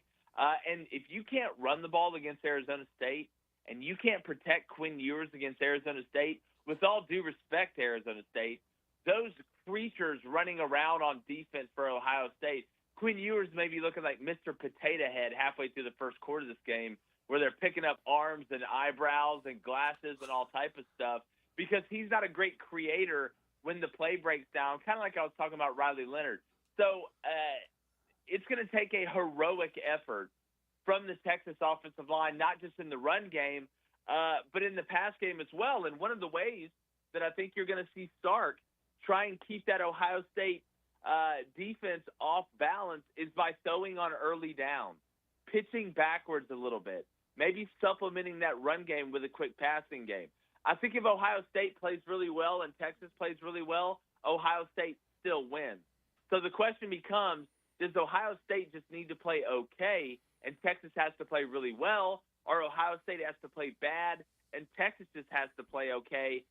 I'm just worried about Quinn Ewers' lack of ability to create when he doesn't have a clean pocket and he doesn't have a run game to rely on, because, eventually Ohio State's going to find you when they're on offense. So is this an all Big Ten championship game? No, I think Ohio State plays Notre Dame. That's what I got. Wow. Yeah, and then do you like Ohio State in that matchup? Yeah, again, if they keep playing like this, I like them against the Giants. Yeah, they're playing really well. So your thoughts, though, so far on the whole playoffs as a whole? All the way up to this point, up to the semifinals. We talked yesterday and we said, you know what? The playoffs as a whole have not been bad. The seeding may not be great, but We've only had one great game, but the though. playoffs itself has been okay. Yeah. Yeah, my problem's more with the way we pick the 12 and the way we seed the 12. Yes. And I've made that known before, Selection Sunday and all these games were played. Look, and this is something we're going to talk about with Tim Brando today. Every game's not going to be a great game. There were blowouts when there were only 2 teams. Yeah. There were blowouts when there were 4 teams. There's going to be blowouts in Super Bowls. Remember all those years where we were like, man, I wish we'd just get a Super Bowl that's somewhat competitive. So there's no way to have a perfect playoff where every game's just coming down to a Hail Mary or in overtime or anything like that. What you're hoping for is that the matchups you get are so good that it gives you the best opportunity to have those games. And I think the way we structure the 12 right now and the way we seed the 12 and select the 12 doesn't really lend to that. But expecting there to just be amazing games. Look at what UConn's done in college basketball the last couple of years. They're beating everybody to sleep. Yeah, they really are. They've won back-to-back national championships under Dan Hurley. I know they lost to Villanova last night, but brutal. I still think that Coach Hurley's going to get it figured out, though. They went through a rough patch 2 years ago before he won his first one, and then got hot. And as you said, they eviscerated everybody. And really, almost they weren't. You wouldn't say wire to wire the best team in the country last year, but for most of the season, as they repeated, they were the nation's best team. Speaking of that, though, you're very familiar, growing up around Auburn University and the fabric of that school. But what Bruce Pearl has done is nothing short of phenomenal. I think they're the best basketball team in the country right now. They certainly beat Texas and did a nice job going on the road in the SEC early on Tuesday. They're going to be heavy favorites in Columbia, South Carolina coming up, and they've played a unbelievable schedule, as Bruce said earlier in the season, before the season started. This is going to be his toughest non-conference schedule.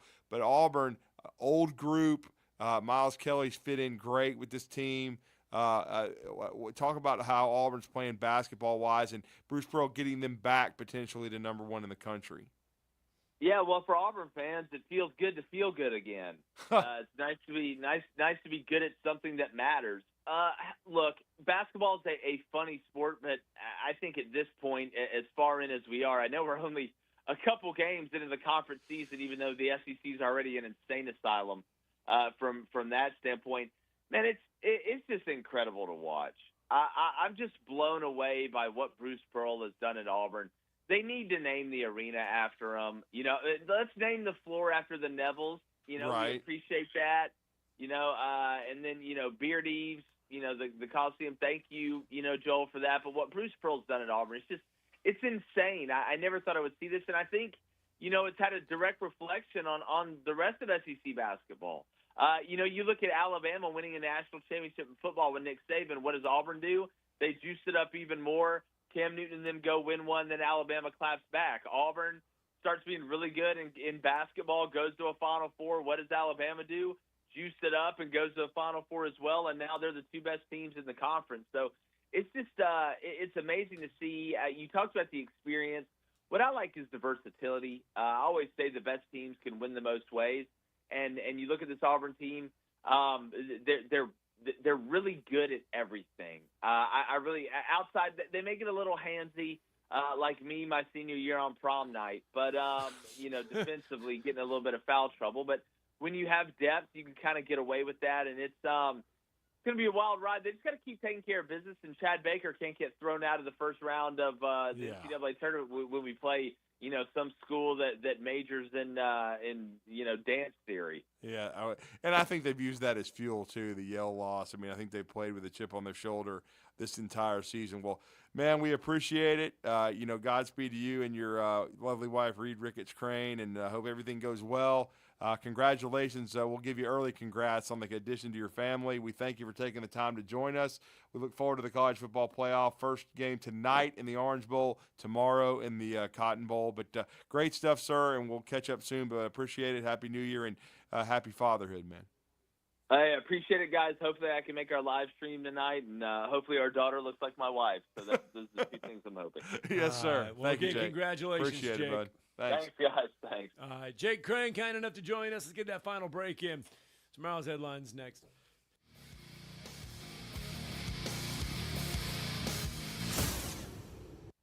You're listening to Talkin' Ball on 97.7 ESPN, The Zone.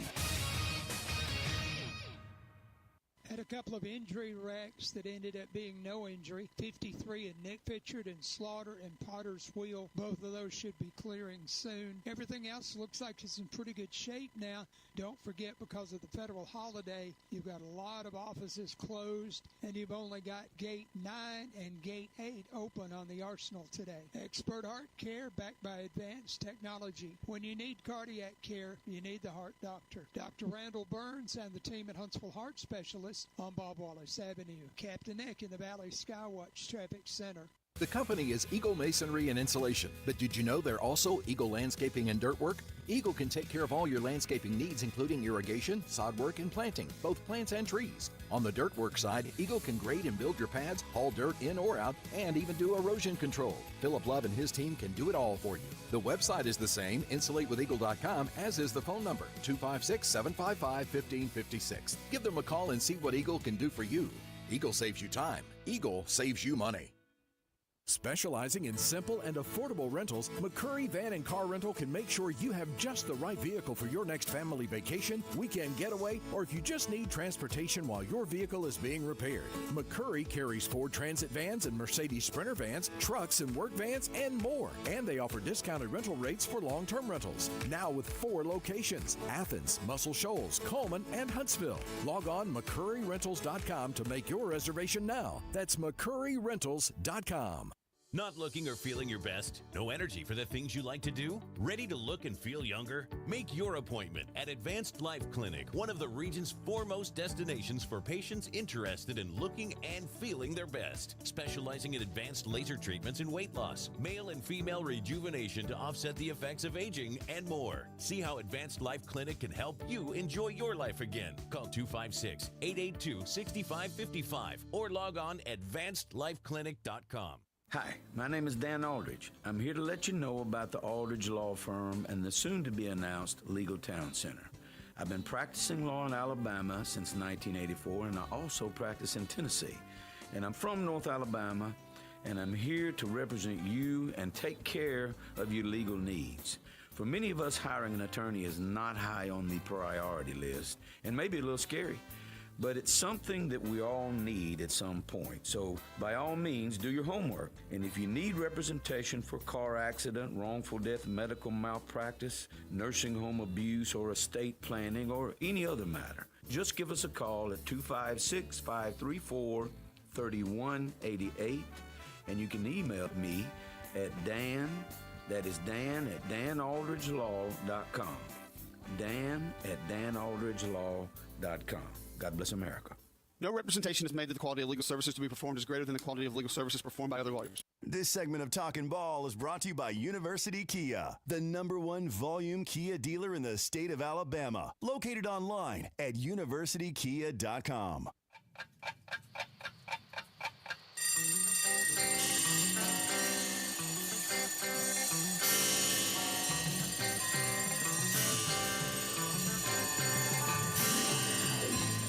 It's time for tomorrow's headlines today with Scott Tyson and Drew DeArmond on 97.7 ESPN The Zone.